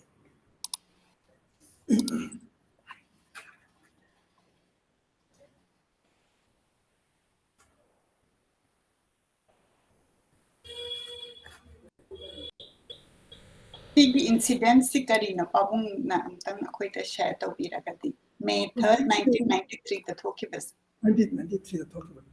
ꯁꯤ ꯁꯨꯃꯥꯏꯅ ꯇꯧꯕꯅꯤ ꯆꯤꯟꯊꯣꯛꯅꯤ ꯃꯁꯤ ꯑꯃꯔꯣꯝꯗ ꯀꯩꯁꯨ ꯑꯋꯣꯏꯕ ꯅꯠꯇꯕ ꯑꯩꯈꯣꯏꯒꯤ ꯃꯩꯇꯩ ꯅꯨꯄꯤ ꯃꯌꯥꯝ ꯄꯨꯂꯞ ꯑꯣꯏꯅ ꯐꯥꯔ ꯄꯨꯁꯟꯈ꯭ꯔꯦ ꯀꯥꯡꯂꯨꯞ ꯑꯃꯅ ꯑꯗꯨꯅ ꯃꯣꯏꯁꯦ ꯑꯦꯕ꯭ꯌꯨꯁ ꯇꯧꯕꯤꯗꯣꯔꯦꯅ ꯊꯣꯛꯈꯤꯕꯗꯒꯤ ꯋꯥꯏꯜ ꯐꯤꯌꯔꯗꯨꯅ ꯖꯔ ꯁꯟꯗꯣꯛꯈꯤꯕ ꯃꯤꯌꯥꯝꯗ ꯃꯗꯨꯗꯤ ꯌꯥꯗꯕꯅꯤꯅ ꯍꯦꯛꯇ ꯇꯨꯞꯇꯥꯞ ꯇꯧꯅꯔꯛꯄꯗꯨ ꯈꯤꯇꯪ ꯑꯋꯥꯕ ꯇꯥꯅꯗꯤ ꯌꯥꯝꯅ ꯁꯣꯛꯀꯤꯡ ꯑꯣꯏꯕ ꯄꯣꯠ ꯑꯃ ꯑꯣꯏꯗꯦ ꯃꯗꯨ ꯅꯠꯇꯦ ꯑꯔꯥꯟꯕꯅꯤ ꯍꯥꯏꯕꯁꯤ ꯑꯩꯅ ꯎꯠꯆꯅꯕꯅ ꯑꯩꯈꯣꯏꯅ ꯅꯈꯣꯏꯕꯨ ꯑꯁꯨꯛ ꯃꯇꯤꯛ ꯅꯨꯡꯁꯤꯕꯅꯤ ꯍꯥꯏꯕꯁꯤ ꯎꯠꯆꯈꯤꯕꯅꯤ ꯑꯩꯅ ꯌꯥꯝꯅ ꯀꯨꯞꯅ ꯍꯥꯏꯔꯨꯁꯨ ꯐꯖꯗꯒꯨꯝ ꯇꯧ ꯁꯨꯃꯥꯏꯅ ꯇꯧꯅ ꯀꯥꯡꯂꯨꯞ ꯈꯔ ꯀꯩꯅꯣ ꯇꯧꯔꯛꯄꯅꯤ ꯀꯝꯃꯨꯅꯦꯜ ꯔꯥꯏꯠꯃꯛꯁꯨ ꯅꯠꯇꯕ ꯑꯗꯨꯃꯥꯏꯅ ꯇꯧꯈꯤꯕꯅꯤ ꯌꯥꯝꯅ ꯐꯖꯕ ꯋꯥꯈꯜꯂꯣꯟ ꯍꯥꯏꯗꯤ ꯃꯇꯝꯗꯨꯗ ꯑꯩꯈꯣꯏ ꯃꯅꯤꯄꯨꯔꯗ ꯊꯣꯛꯈꯤꯕꯗꯨꯗ ꯂꯥꯟꯅ ꯎꯠꯍꯟꯈꯤꯕꯗꯨ ꯑꯗꯨ ꯅꯠꯇꯦ ꯍꯣꯏ ꯑꯩꯈꯣꯏꯒꯤ ꯃꯩꯇꯩ ꯀꯝꯃ꯭ꯌꯨꯅꯤꯇꯤꯁꯤꯅ ꯃꯁꯤꯡ ꯌꯥꯝꯖꯔꯒꯁꯨ ꯀꯝꯃ꯭ꯌꯨꯅꯤꯇꯤ ꯑꯇꯩ ꯂꯩꯕ ꯃꯌꯥꯝꯁꯤꯒ ꯄꯨꯟꯅ ꯂꯩꯃꯤꯟꯅꯕꯒꯤ ꯊꯣꯠꯇꯨꯅꯦꯕ ꯄꯥꯕꯨꯡ ꯍꯧꯖꯤꯛꯀꯤ ꯑꯩꯅ ꯁꯨꯝ ꯌꯦꯡꯈꯠꯆꯔꯝꯕꯅꯤ ꯍꯧꯖꯤꯛꯀꯤ ꯀꯩꯅꯣ ꯄꯦꯟꯇꯤꯡꯁꯤ ꯑꯣꯟꯂꯥꯏꯟꯗ ꯂꯩꯔꯒꯗꯤ ꯑꯩꯅ ꯃꯌꯥꯝꯗ ꯎꯠꯀꯦꯅ ꯑꯗꯨ ꯑꯩ ꯍꯧꯖꯤꯛ ꯊꯤꯕ ꯐꯪꯗ꯭ꯔꯦ ꯑꯗꯣ ꯄꯥꯕꯨꯡꯒ ꯍꯣꯔꯦꯟ ꯑꯃꯨꯛ ꯐꯣꯇꯣ ꯊꯥꯅꯔꯀꯥꯟꯗ ꯁꯣꯏꯗꯅ ꯃꯌꯥꯝꯗ ꯎꯠꯆꯔꯛꯀꯦ ꯍꯧꯖꯤꯛꯀꯤ ꯃꯇꯥꯡꯗꯣ ꯍꯧꯖꯤꯛ ꯄꯦꯟꯇꯤꯡꯃꯛꯁꯤ ꯖꯔꯃꯅꯤꯗꯒꯤ ꯊꯥꯖꯔꯨꯏ ꯏꯖꯤꯞꯁꯤꯌꯟ ꯃꯅꯤꯄꯨꯔ ꯏꯟꯗꯤꯌꯥꯒꯤ ꯒ꯭ꯔꯨꯞ ꯏꯖꯤꯞꯁꯤꯌꯟ ꯑꯃꯗ ꯃꯇꯝ ꯃꯣꯏ ꯈꯪ ꯃꯥꯟꯅꯦ ꯖꯔꯃꯟꯒꯤ ꯑꯩꯈꯣꯏꯒꯤ ꯑꯥꯔꯇꯤꯁ ꯃꯌꯥꯝꯗꯨꯅ ꯃꯈꯣꯏ ꯐꯪꯁꯟꯗ ꯑꯩ ꯍꯧꯖꯤꯛꯀꯤ ꯀꯝꯃꯨꯅꯦꯜ ꯍꯥꯔꯃꯅꯤꯒꯤ ꯄꯦꯟꯇꯤꯡꯁꯦ ꯀꯝꯃꯨꯅꯦꯜ ꯍꯥꯔꯃꯅꯤ ꯄꯦꯟꯇꯤꯡ ꯃꯣꯏꯒꯤ ꯕꯦꯛꯗ꯭ꯔꯣꯞꯇ ꯊꯦꯠꯂꯦ ꯑꯃꯗꯨꯃ ꯑꯩꯉꯣꯟꯗ ꯌꯥꯝ ꯅꯨꯡꯉꯥꯏꯕ ꯑꯃ ꯐꯥꯎꯖꯈꯤ ꯃꯔꯝꯗꯤ ꯉꯁꯥꯏ ꯀꯝꯃꯨꯅꯦꯜ ꯍꯥꯔꯃꯅꯤꯁꯤ ꯃꯅꯤꯄꯨꯔꯗ ꯂꯩꯔꯤꯕ ꯑꯥꯔꯇꯤꯁꯁꯤꯡꯒꯤ ꯔꯦꯁꯄꯣꯟꯁ ꯁꯨꯃꯥꯏꯅ ꯀꯝꯃꯨꯅꯦꯜ ꯍꯥꯔꯃꯅꯤ ꯂꯩꯕꯁꯤꯅ ꯑꯩꯈꯣꯏ ꯄꯨꯝꯅꯃꯛꯀꯤ ꯅꯨꯡꯉꯥꯏꯔꯕꯅꯤ ꯍꯥꯏꯕꯁꯤ ꯑꯩꯈꯣꯏ ꯁꯣꯝꯗꯒꯤ ꯃꯦꯁꯦꯖ ꯑꯃ ꯑꯣꯏꯅ ꯑꯩꯈꯣꯏꯒꯤ ꯀꯔꯤ ꯍꯥꯏꯖꯗꯣꯏꯅꯣ ꯀꯩꯅꯣꯝꯃ ꯊꯥꯖꯕ ꯑꯣꯏꯗꯅ ꯑꯩꯈꯣꯏ ꯊꯥꯖꯕ ꯄꯥꯎꯖꯦꯜ ꯊꯥꯖꯕꯒꯨꯝꯕꯅꯤ ꯃꯣꯏꯅ ꯕꯦꯛꯗ꯭ꯔꯣꯞꯇꯒ ꯊꯦꯠꯄꯤ ꯆꯥꯎꯅ ꯊꯦꯠꯂꯝꯕꯗꯨ ꯃꯣꯏꯅ ꯐꯣꯇꯣ ꯊꯥꯔꯛꯄꯗ ꯌꯥꯝ ꯅꯨꯡꯉꯥꯏꯖꯈꯤ ꯃꯗꯨꯃ ꯀꯣꯟꯅ ꯑꯩ ꯀꯩꯅꯣ ꯇꯧꯖꯒꯦ ꯑꯗꯨꯃ ꯂꯩ ꯃꯁꯤ ꯑꯩꯈꯣꯏ ꯈꯨꯗꯤꯡꯃꯛꯅ ꯑꯥꯔꯇꯤꯁ ꯈꯨꯗꯤꯡꯃꯛꯅ ꯑꯥꯔꯇꯤꯁꯁꯤ ꯋꯥ ꯉꯥꯡꯒꯟꯗꯦ ꯃꯣꯏ ꯔꯤꯌꯦꯛꯁꯟ ꯑꯝꯇ ꯄꯤꯗꯦ ꯑꯩꯈꯣꯏꯒꯤ ꯈꯨꯟꯅꯥꯏꯗ ꯊꯣꯛꯏꯁꯦ ꯃꯣꯏꯗꯤ ꯇꯨꯃꯤꯟ ꯂꯩ ꯀꯥ ꯑꯝꯗ ꯃꯣꯏ ꯏꯁꯇꯨꯗꯤꯑꯣꯗ ꯑꯗꯨꯝ ꯇꯥꯁꯜꯂ ꯂꯩ ꯈꯔ ꯎꯠꯂ ꯃꯣꯏ ꯃꯁꯦꯟ ꯅꯨꯡꯉꯥꯏꯔꯒ ꯈꯨꯕꯥꯛ ꯈꯨꯅꯔꯒ ꯂꯣꯏꯔꯦ ꯃꯌꯥꯝꯗꯗꯤ ꯀꯩꯁꯨ ꯁꯦꯌꯔ ꯇꯧꯗꯦ ꯍꯥꯏꯕꯁꯤ ꯍꯥꯏꯗꯅꯕ ꯍꯥꯏꯅ 앨리스 파우젠 타바 줌바 그러지 그라 펜딩도 레이 하이버지 우쩌게더라 어좀 커뮤니티 mayam tabi ju engine gi tawre ji uppada matau tabra ina khajad nai tawjagi wani ada tawjagi तो हुजिकी आजी जर्मनी द मयाम द उठखिबा hoy uppada yam yami painting je chali ji india 50 years of contemporary arts and art body india gi all over india gi tha bani india gi style hai bam leje ada khoi thari dina to pudon tanga ba mani aro amaronda ni toy bazigi ai contemporary da sumba lan na pauto bodagi sumama thokpoji thoktanaba themden boina ana console to joina maja aran bani pawni achum natte haji unaba to jobi wad हुजिकी communal gi ama thokhiba sili long haurai bi the thokhiba incident dura pabum man oh okay ai yam mun ning sangi matu gi matang du ta khoi baba sili long haurai bi the oza oiba atuki okay oh yam significant important oiba painting ne yam yeng exactly ai matam da kasing da KM kha manipur college principal on lejari adu adman lejari the asbiji badu khadang violent oi yes adugi kino ne na tawjari do morwena aduna aigi painting ayamba hojiti issue based always a background amai lejagani ekta phajaye de tha thole ka dinat rahe ego stage le rabade idea ego stage haijabadi point of departure is almost point of departure. I is Isaac, I get a my Isaac. I painting the retrospective Egyptian they see painting Ziba over picture in half time. Painting to Yawi Egyptian. Masi Aina Tonjay, life's autumnal fragrance and the Tonjay Masi painting. Masi painting Zay not on the Masi Karigino Hibabu. I now that almost figured out my life. And I know that I am Johabidum. Although I don't feel it that I am old. I am as spirited as I was young. And I feel the way. Other than I know exactly Masi the half the way at the vanilla. Aging process like Pakan the day. I didn't misuse it in Muslim Muslim. Numit is the brightest star. Quite a moment the learning energy, Magan, energy, Punamakwen lower the Nubazi by quitting Jadivani. Adubu, Aina Allo Salabakandi. The bright sun becomes grayish in color. From gray to now black. So black sun is comparable to my old age. And as I get Ladybug, Pambizi, and Pazagaba Lay Sapsaba, Mana Pamba. Wahi Panba, butterfly Lakri Injaba, Kumulak Saba, Adam the Pambizi of City Manazo Kengre, Mapanzu Kengre, butterflies of Pirate, Usanatanga Horiziti. Aduna, Aina Pandaramba, Nesargi Pazabaka Dugi, Fragrance Hajatareko, Ayatam Launina, Atam the Sachiba, Pataraba, Manakelba, Atami, Pambida, Yauzaba Fragrance over. I move about Kainarami. Now it becomes Pura Trunk Leore, Usaure Natangare, Musimuri, Grace was in Gray, High Nine. I did like autobiography and electronic. I like Del Fragrance. Young Siba, I know the young Sizaba. I am with the Kanda. I learned Zainina. I know Sizaba one. Was in the way a day. Makundu the way a day. Now shifting from nature to man. Even men is the even largely autumnal fragrance about a the Kadopi become now dry. We are passing each other, man and the man, and Advantana Tanjabani. Masina, I can look in Makuna Tanjabani. ꯌꯥꯝ ꯅꯨꯡꯁꯤ ꯑꯗꯒꯤ ꯄꯥꯕꯨꯡꯅꯇꯪ ꯈꯟꯕ ꯅꯠꯇꯦ ꯃꯁꯤ ꯄꯨꯝꯅꯃꯛꯅ ꯑꯩꯈꯣꯏ ꯃꯌꯥꯝꯅ ꯌꯥꯝꯅ ꯏꯟꯁꯄꯥꯏꯔꯤꯡ ꯑꯣꯏꯕ ꯑꯗꯨꯒꯨꯝꯕ ꯋꯥꯈꯜꯂꯣꯟꯅꯤ ꯆꯨꯅꯤꯕꯂꯥ ꯊꯣꯏꯗꯤꯡꯖꯝꯅ ꯏꯕꯤꯔꯛꯏ really an inspiring moment with our eminent artist uncle Sri T.H. Tombi Singh. Thank you finding the voices for this valuable talk with our living legend of Manipur haina ibirak'i. The pabung painting si kharaga mu khangkat piu pabung gi wakhalon si painting tau ki basida ta bada yamna koi da nungai ba ma phause the political gi oi ba painting su khara pabung ekti ki da ate matang de tang ka share tau bi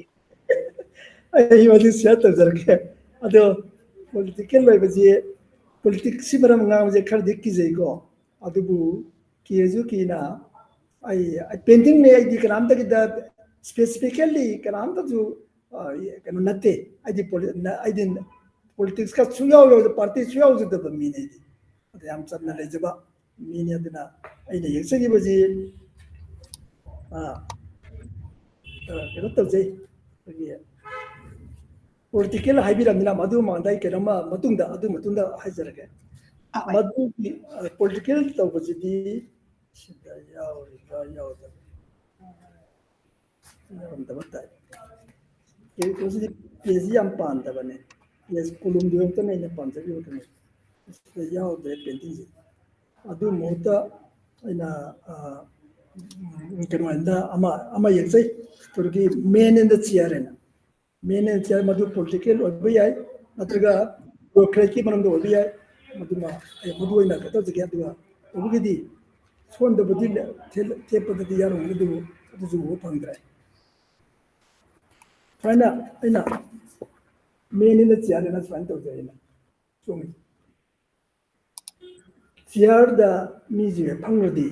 bureaucracy khangde makhangde power je da pai ala chair da singa sumamba chair da pangrodi mai thinking for more power haibaji adum power aduna mabu chana baidina yapagi magi follower hajatare lebaji dina achumarang yendinge ji adum taabado madugi kirone na jeri yam chumme pabung na hairai je hujik su tum chumba matang adum yauri aduna power corrupts itself absolute power corrupts absolutely haiba poro majulai aina ju english gi larik chum pazabada aduna masi orgadi mi on ngasai du machat tu mu thoida khara mu nei na ba ya gadra sinai khanjaba adum ma na ri loi chumme ne sakidra na rabdina maning de legre kram ai bata bi de bangai aduna masi hitang political loi singapore da khar le hore political liya pada campaign ni matang da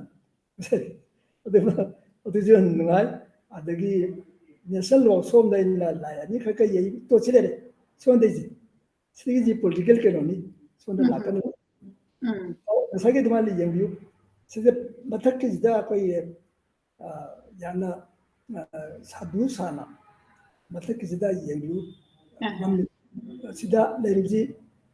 election mamangi kenoni power ji pai dinai kenoni adana like ninga da da go chafu to leriji kadum bana sarbu biram ne khanjai mathangi na karab kandi ase sadhu saramdu kumdara kanda mingona to mukun masa cha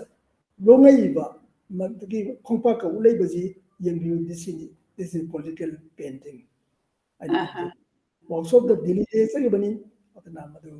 sima jabatar ada pabung masih karamba jahi de yeki bana aduga karamba incident id kanom di phorum gani pabung na chatpa walking kum chatpa da kanom uruba na saga adu da koina jahi kuding election tori ko nga kuding not only here ate da ju adang wagi ngangi batari bakadar wajidi statesmanship by the adu ne ko isa magi oiba vision lai bilagadi adu oigadra to aduna hojiti modi campaign to traji are adun kajara to bani sai chamagi statesmanship se lergadi madu koi manipur do koi thon jani ni leaderji for 200 years koi sutang bagi kana kaduba adumba political energy topiragadi leaderji thoragadi koi mi khudimuksi discipline oigani mi khudimuksi loina bak koi law abiding oigani habi wakhan jina ina thamjabaji aduna chair daina kano koi kano ma hapchabani chumaina masiki pramana chuma hapchabani ko adu komiti ini kananto da refer to na chade sum pending gi layak pagi honna ba sum carry kesara idine moronda hoi hoi hoi ai bi kananom da maming na thapan ra su society da thok padu u banina madugi mamita bani hai na ina lojai aduga another observation da ko pabung sina mo aina nupi oi bagi hai tare khoina politics ki yekla pakan sita khoi gi art ki kenose nupa nga ta oina oi si masi ayamana tu manipur da su nupa na politics ki mafam da chang begini aina lojai masi chungatra hoi chumi ado waduna ado ba pheze magi mo la ni nupina yekte recent years tani mamang ida thuduna de adana madu ju id kare issue base na ina hazagi bado issue am balwen to zabani adu tobudabu ai issue ji based on human love ai humanity da ida base to zabani am lona mi bu mi na kan ngadawni kai narte be gadawni mi ji lona yo ka kadini dare na khom ji cham manang de no yang gadawni habagi ism kai wa yaw natna sumana ai manda kan to zabani aduna masige mari haipel leina aina peting amaga musage masina ori bajui kadra aina kanjangja aina ayukta khoigi lambi yumji lambi miya dale jabanina khoigi sorokta aidi yawju khare nanjai pung mari mkhai to da hawbanina mamming da mi kap thobare dum pamung dale leina sorokta challi ballangi bakai do walking chapa kamu sapji ai loi taje aduna karim kanda hojike da baina khoigi kolas khaji phajan tha badu nataba concrete sida kantarga inga bas kenwajida ingtam thajida phamung dale jering da khoina imandana kenoki khonjel khatta ba krek laba khoigi nungda kanghong akan man takpa mabim khon khatta ba munna tasala kaza sarik su mambam adu to kan aina khanje gari no masi wona sarik si sum naksalai adi jam khaji lapthok ki yinguba kan di aina thoga yengjarabani sangari oiramme sangari ingraba matamda sangari makogi kari yem kogi khongya adina makogi daytime da numit chupaje mo sajik sajarga nungdangda kullaga sagup sarga tumna bhona jabani makoi ju pora ga kupi dumname to budu makoi di sigi painting dadi si aina sangari ji ma yek chawari ji du thora kan nungala pe ke adu overload to sigi painting ji aina ji ki particular de yek pani aina khudakta yam thuna yoba kironi aduna masi overload to rem mathakta leriba mapu ji ju ma ju phaju bam inna ingen to na wara sida san gi awaba sida ai sanjala pai wa emphatically I share sanjigi awaba jaida yawsala pai wa sympathy na da henjangi ba aduga lo gari mapuji na wari ji bai imung mung thana ba taw jari bari ma adur gadi ani maksi hingbagi means chi jari bari moidi kari saru dage akoi ba akoi bayam na koi angam thojina moji kamato dinan no an gadage wahalo dege ji kan ya kada makoi bu kan bina mohana gadoni asmaina kasu le jodra ba ina phamung da ko makoi da ina makoi gi thamoi ga ai thamoi ga ji ani ji naksan nar pai wa masina an ki ji video ma ka to da koi ai sabo ma kana ai satra ma kana mana video camera jin nambi bane ai documentary yalam journey ji life ki journey ne lo jara bane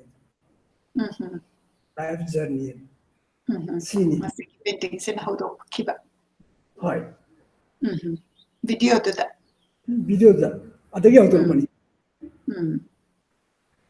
ꯌꯥꯝꯅ ꯅꯨꯡꯁꯤ ꯑꯗꯨꯒ ꯚꯤꯗꯤꯑꯣꯗꯨꯁꯨ ꯑꯩ ꯍꯧꯖꯤꯛꯐꯥꯎꯗꯤ ꯌꯦꯡꯖꯗ꯭ꯔꯤ ꯑꯗꯨꯅ ꯌꯦꯡꯅꯤꯡꯕ ꯌꯥꯝ ꯂꯩꯔꯦ ꯄꯥꯕꯨꯡꯒꯤ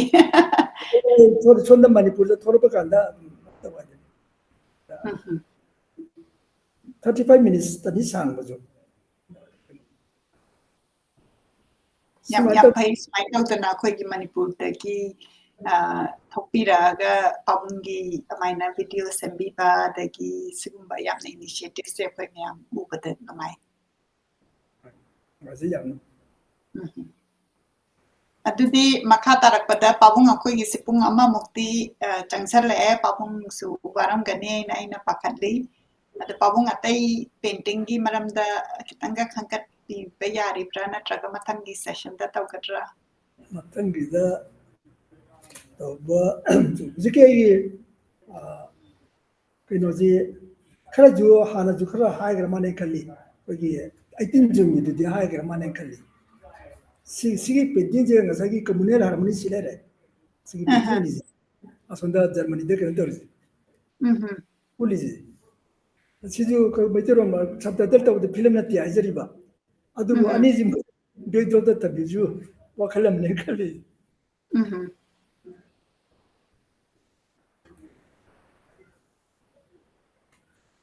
18 ꯖꯨꯟꯒꯤꯗꯣ ꯑꯃꯨꯛꯇꯪꯒ ꯄꯟꯕꯤꯔꯝꯃꯣ ꯄꯥꯕꯨꯡ ꯌꯥꯏ 18 ꯖꯨꯟꯒꯤꯁꯤ ꯑꯩꯈꯣꯏꯒꯤ ꯇꯦꯔꯤꯇꯣꯔꯤꯌꯦꯜ ꯕꯥꯎꯟꯗꯔꯤꯒꯤ ꯃꯇꯥꯡꯗꯅꯤ ꯃꯁꯤ ꯀꯅꯥꯝꯇ ꯀꯩꯅꯣ ꯇꯧꯔꯨꯕ ꯅꯠꯇꯅ ꯑꯩꯈꯣꯏꯒꯤ ꯕꯥꯎꯟꯗꯔꯤꯁꯦ ꯑꯩꯈꯣꯏꯁꯤ ꯍꯦꯟꯖꯤꯟꯗꯅ ꯑꯩꯈꯣꯏꯁꯨ ꯂꯧꯊꯣꯛꯇꯕ ꯌꯥꯗ꯭ꯔꯦ ꯀꯥꯏ ꯇꯧꯔꯛꯄꯒꯤ ꯂꯨꯞ ꯑꯩꯈꯣꯏꯅ ꯇꯧꯔꯛꯄꯗꯒꯤ ꯃꯗꯨꯗꯤ ꯌꯥꯔꯣꯏꯅ ꯃꯌꯥꯝ ꯀꯅꯥꯝꯇ ꯍꯧꯅꯔꯨꯕ ꯇꯧꯗꯅ ꯊꯣꯛꯂꯛꯄꯅꯤ ꯃꯌꯥꯝꯁꯦ ꯊꯣꯛꯂꯛꯇꯅ ꯑꯇꯩꯗꯤ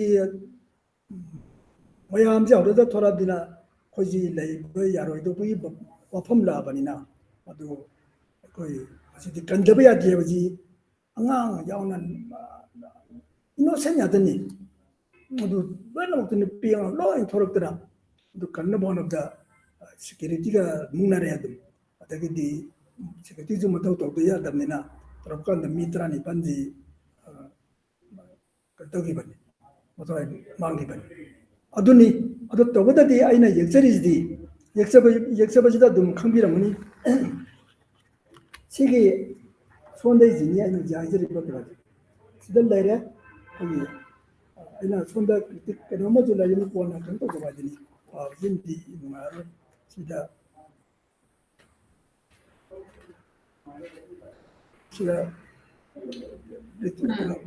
ꯌꯥꯝ ꯐꯖꯅ ꯇꯧꯕꯤꯔꯛꯏ ꯃꯄꯥꯟꯗꯒꯤ ꯄꯦꯟꯇꯤꯡꯗ ꯑꯒꯅꯤꯅ ꯇꯧꯔꯒ ꯌꯥꯝ ꯐꯖꯅ ꯑꯇꯣꯞꯄ ꯃꯄꯥꯟꯒꯤ ꯑꯁꯥꯝꯗꯒꯤ ꯀ꯭ꯔꯤꯇꯤꯛ ꯑꯃꯀꯟꯅ ꯐꯖꯅ ꯏꯕꯤꯔꯛꯏ ꯃꯁꯤ ꯁꯤꯗ ꯃꯤ ꯁꯤꯔꯦ ꯑꯗꯨ ꯃꯈꯣꯏꯒꯤ ꯅꯤꯌꯔ ꯑꯦꯟ ꯗꯤꯌꯔ ꯋꯥꯟꯁꯅ ꯃꯁꯤꯗ ꯌꯦꯡ ꯂꯩꯔꯦ ꯅꯤꯌꯔ ꯑꯦꯟ ꯗꯤꯌꯔ ꯋꯥꯟꯁꯅ ꯌꯦꯡꯉꯤꯕꯁꯤ ꯈꯨꯇꯨꯝꯁꯤꯡꯗꯅ ꯅꯨꯡꯉꯥꯏꯇꯕ ꯐꯣꯡꯗꯣꯛꯄꯗꯨ ꯃꯥꯒꯤ ꯃꯔꯨꯞ ꯃꯄꯥꯡ ꯑꯅꯛꯅꯕꯗꯨ ꯀꯥꯏꯅꯈꯤꯕꯒꯤ ꯀꯩꯅꯣ ꯇꯧꯕꯅꯤ ꯑꯗꯨꯒ ꯃꯈꯣꯏꯗ ꯑꯃꯨꯛ ꯂꯃꯟ ꯁꯤꯡꯒꯅꯤ ꯍꯥꯏꯕ ꯋꯥꯈꯜꯗꯤ ꯀꯔꯤꯁꯨ ꯂꯩꯇꯦ ꯃꯗꯨ ꯂꯩꯇꯦ ꯍꯥꯏꯕꯗꯨ ꯎꯠꯅꯕ ꯍꯥꯏꯗꯅ ꯑꯩꯅ ꯂꯦꯞꯄꯤꯕ ꯃꯤꯁꯤꯡꯁꯤ ꯃꯣꯏ ꯃꯈꯨꯠ ꯐꯥꯎꯕ ꯌꯥꯎꯍꯟꯖꯗꯦ ꯑꯩꯅ ꯐꯔꯗꯔ ꯔꯤꯇꯦꯂꯤꯇꯔꯤ ꯑꯣꯏꯗꯅꯕ ꯍꯥꯏꯗꯅ ꯁꯨꯝ ꯌꯦꯡꯖꯕꯒꯤ ꯋꯥꯗꯅꯤ ꯋꯥ ꯐꯣꯡꯗꯣꯛꯆꯕ ꯋꯥꯗꯅꯤ ꯑꯗꯨꯒ ꯂꯣꯏꯅꯅ ꯁꯤꯗ ꯑꯩꯈꯣꯏꯅ ꯃꯨꯟꯅ ꯌꯦꯡꯒꯗꯤ ꯁ꯭ꯀ꯭ꯔꯦꯆ ꯇꯧꯕꯒꯤ ꯑꯩꯈꯣꯏꯒꯤ ꯇꯦꯛꯆꯔ ꯑꯃ ꯁꯦꯝꯖꯔꯤ ꯑꯩꯅ ꯑꯣꯔꯤꯖꯤꯅꯦꯜꯗ ꯎꯕꯤꯒꯅꯤ ꯑꯗꯨꯝ ꯑꯗꯨꯅ ꯃꯁꯤ ꯐꯥꯎꯔꯤꯕꯁꯤ ꯀꯔꯤꯒꯨꯝꯕ ꯑꯩꯈꯣꯏ ꯎꯟꯁꯥꯁꯤꯅ ꯍꯛꯆꯥꯡꯁꯤꯅ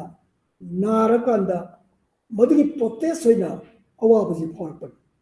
ꯃꯗꯨꯒꯤ ꯁ꯭ꯀ꯭ꯔꯦꯆ ꯃꯌꯥꯝꯁꯤꯅꯤ ꯑꯩꯅ ꯁꯤꯗ ꯍꯥꯞꯆꯔꯤꯁꯤ ꯁꯥꯎꯅꯤꯡꯗꯨꯅ ꯇꯧꯕ ꯅꯠꯇꯕ ꯑꯅꯥꯕꯗꯨ ꯇꯧꯕꯤꯒꯅꯨ ꯍꯥꯏꯕ ꯑꯗꯨꯅ ꯁꯤꯔꯦ ꯑꯋꯥꯕ ꯐꯣꯡꯗꯣꯛꯑꯦ ꯂꯣꯏꯅꯅ ꯑꯩꯅ ꯍꯧꯖꯤꯛꯀꯤ ꯌꯦꯛꯆꯔꯤꯕ ꯄ꯭ꯂꯥꯟꯁꯤ ꯄꯦꯟꯇꯤꯡꯒꯤ ꯄ꯭ꯂꯥꯟꯁꯤꯁꯨ ꯑꯣꯟꯂꯤ ꯚꯔꯇꯤꯀꯦꯜ ꯑꯦꯟ ꯗ ꯍꯣꯔꯤꯖꯣꯟꯇꯦꯜ ꯑꯅꯤꯁꯤꯗ ꯐꯣꯀꯦꯜ ꯄꯣꯏꯟ ꯑꯅꯤꯁꯤꯗꯩꯅ ꯇꯧꯖꯕꯅꯤ ꯚꯔꯇꯤꯀꯦꯜ ꯌꯥꯎꯗ꯭ꯔꯒꯗꯤ ꯍꯣꯔꯤꯖꯣꯟꯇꯦꯜꯁꯤꯁꯨ ꯑꯃꯨꯛ ꯃꯣꯅꯣꯇꯣꯅꯁ ꯑꯣꯏꯕꯅꯤꯅ ꯃꯤ ꯈꯔꯒ ꯑꯗꯒꯤ ꯁꯤꯒꯤ ꯀꯩꯅꯣꯁꯤꯒ ꯂꯩꯖꯕꯅꯤ ꯇꯨꯡꯗ ꯂꯩꯔꯤꯕꯁꯤꯅ ꯋꯤ ꯗꯣꯟꯠ ꯂꯥꯏꯛ ꯔꯤꯇꯦꯂꯤꯌꯦꯁꯟ ꯑꯩꯈꯣꯏ ꯁꯥꯟꯇꯤ ꯄꯥꯝꯃꯤ ꯁꯤ ꯅꯤꯌꯣꯝ ꯆꯨꯝꯅ ꯂꯩꯅꯁꯤ ꯍꯥꯏꯕꯒꯤ ꯋꯥꯐꯝꯗꯅꯤ ꯑꯩꯈꯣꯏꯗꯤ ꯌꯥꯝ ꯊꯤꯅ ꯍꯦꯟꯖꯤꯟꯕꯤꯔꯛꯀꯅꯨ ꯍꯥꯏꯖꯕꯒꯤ ꯋꯥꯗꯅꯤ ꯑꯗꯨꯅ ꯑꯩꯅꯁꯦ ꯒ꯭ꯔꯤꯟ ꯄꯦꯠꯁ ꯑꯃ ꯁꯥꯡꯅ ꯎꯠꯆꯔꯤꯕꯅꯤ ꯑꯗꯨ ꯇꯧꯕꯗꯗꯤ ꯁꯤꯗꯩꯅ ꯁ꯭ꯄꯤꯠ ꯎꯠꯄ ꯑꯉꯧꯕ ꯑꯃ ꯂꯩꯔꯤꯁꯤꯅ ꯉꯁꯥꯏꯒꯤ ꯕꯨꯂꯦꯠꯀꯤ ꯀꯩꯅꯣꯅꯤ ꯑꯗꯨꯒꯤ ꯈꯤꯇꯪ ꯁꯤꯒꯅꯤꯐꯤꯀꯦꯟ ꯑꯣꯏꯅꯕ ꯍꯥꯏꯗꯅ mun yang sembiragadi kan respond lagi ba kan ba si speak ki kan suggest tau jabani otherwise they remain silent asini aina kan pandeni ba yang kumna yang jalagadi makoi no ba baji mami thoboi na hapsate marandi heart to heart message pinable kumane amaro although they are dead and all that aduna masini yana ingonda ida yam pamjaba haitare to yam je maru oiba manipur gi maru oiba ama oi painting asi yana lemma haitare amaronda ara amana thoktana ba matungda amana thokpige no haidra bo gi matungna koi hing laibinaji hingminaji abdu gi wafamdane ina si tabjagi same year the Babung na yekpi khibra na traga karam kanta time ki kada ai wakan tabjagi ai wakan tabjagi maramdi maduda moi tonari ba MOU haitare moi tonari ba koi boundary tonari bu koi yoro bana tamina aina khalli what is the right move koi na intervene ya wazi kamai tabjagi masil na koi jo lami sem kai no intervene do do khanja da ba ulap chip punna lege do ni koi reason is that koi belong to the same reason haidana tawdana adonda khara limit khara change ngonda khara matam da ikanam tai kidan gai to ge yang kana khanba ma tang ge ai bi event si thoba kan si da Babung na composition si kamaina uthokani haiba si da wakan se khan ki ba duga tholakhi bane doge yamna nungai taba tusu utle dagi akoi ki matuda leki tabagi nungai taba grieving tusu utle aduga most importantly akoi na masida sida revenge loba dagi adu tauba tu nataba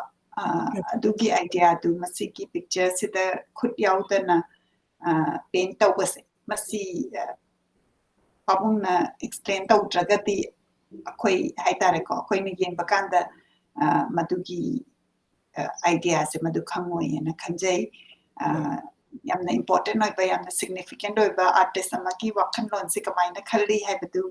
adu Babung na share tau bi bage khoi na khanja bani adu na yamna important oi smai na khoi na painting nai na basi khoi na June 18 gi thaudok si ki maram da mayam na kham ba pa ba da gi yauru ba experience tawra ba mi mya na su biram gani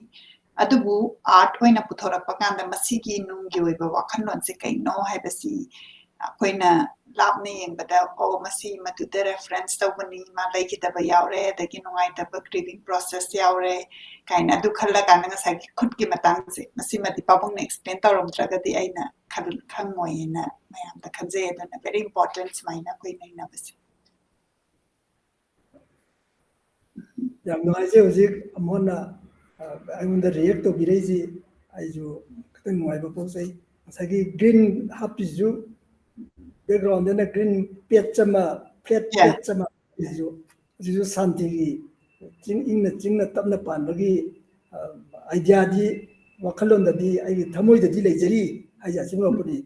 dai si angang bu ba yai asagi brownish body je charana crimson tor ya na tra ba leidana adum banga bu completely rotok chakreina yam ngai atudi Babung akoi gi si aina Babung wani na pakat pani to mathang da muk akoi hen na naina minasi ai comment kitang lokhat jage to Babung ne ni aina hamhauda bapan ning ba yaw pi ri ba lai pi ri bra comment lokhat ringai da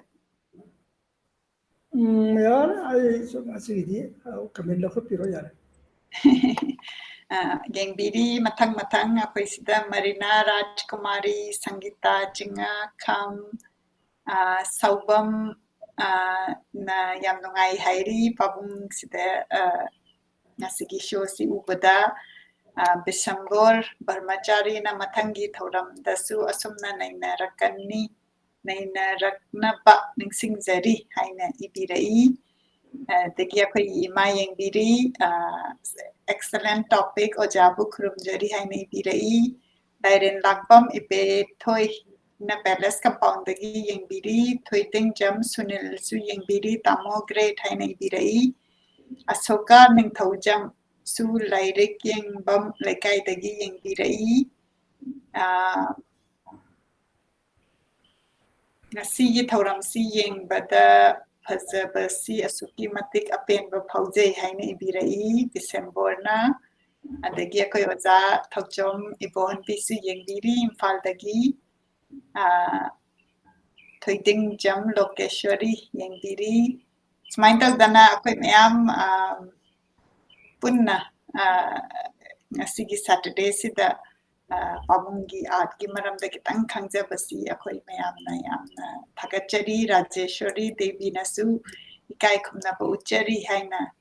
Ibirai Raj Nintauja Nasagolban Maino Lera Taki Yengbirai, good evening, Haina Ibirai.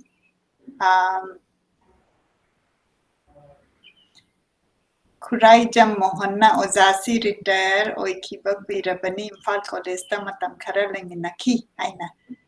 Ibirai Netra Jirmoirang Themna Tabak Mapam Jurachat Pudagi Yengjeri Hairi Juzik Jurachan Pudagi su tune in Tawirai Yamungai Wahengbam Satyapati no Ojagi art exhibition Aroi Benumita Aiki Inau Nupi Dev Janiga Yenglui Yamna Pazay Ozabu Kurumjari Haina Ibirai Saikom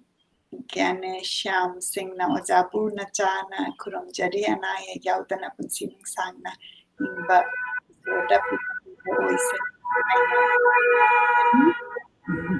Rai dagi Yengbirai dai Sangthem Aruna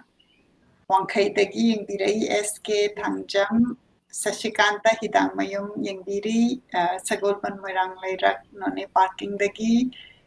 Nene like Nirmala RKSU Yengbiri Ahlok Imphal dagi Sumain tawdana akoy mayam matang Yengbiri aduga offline da yengbiba namak pusu comment soidana tawbirau akoy gisi yam nungaiba mana social media se akoy na matam jana pa kanda akoy na putho kanda muktaba aduga pabungi konzel da explain tawbiba si yam na nungaijay ay na nahamaki part 1 dosu yengi handa kisina part 2 ni ado part 3 da amok nungai ba da kinga sayang asi pabung na hebi kre meet the artist kain hairaga akoy na art sigi nai na base hengkat na ba akoy tawmin si ay samak so art cover oy banina pabung na smaina akoy da share taw si akoy da yam na mamalay ba yam na nungai ba tawram ni makata na so mukyaw bin ba ni jeri masi hairaga pabung luisen jana ba tawzarage pabung na ni akoy mayam da last warola patang thambi aina Thanjanikbadi ngasigi pung amagi matam lawjaraga aina sida phamjabasida Finding the Voices ka koi bimam monika phammaga wari sarajabsida pung ama matam mangai phammaga tabirama yengbiruije asuki mate ngone encouraging ogre ekoi chinjari bai koida aduna yamna nungajagre aduna punapu aina hanana thagachari matungi toropdajo dum yengbiu yaragadi Barumapang atay jo kara share to birga nimisentang di kaithopi pungamatani aduga sum pam na sa katang na chabiro aduga sa zarga adum yengbiba yagani aduna madu damukta aina hanna ida gachari napsu yengbiu ngasi damukta punapu khoramjari ngasi damakta di pumna mapu khoramjari mathang tabada mu koi people of Manipur hairiba series da mathang akoy yam nungai ba series ni masi ai gi damakta di duga mayam na su yam na nungai na comment tawbirai aduga suggestion su pibirai masi unabiu adagi ma hapira o haina aduna akoy mayam soidana akoy Manipur ki eminent personality mayam ki wakhanlon sikhamina si hairaga ngasi ki di kurumjari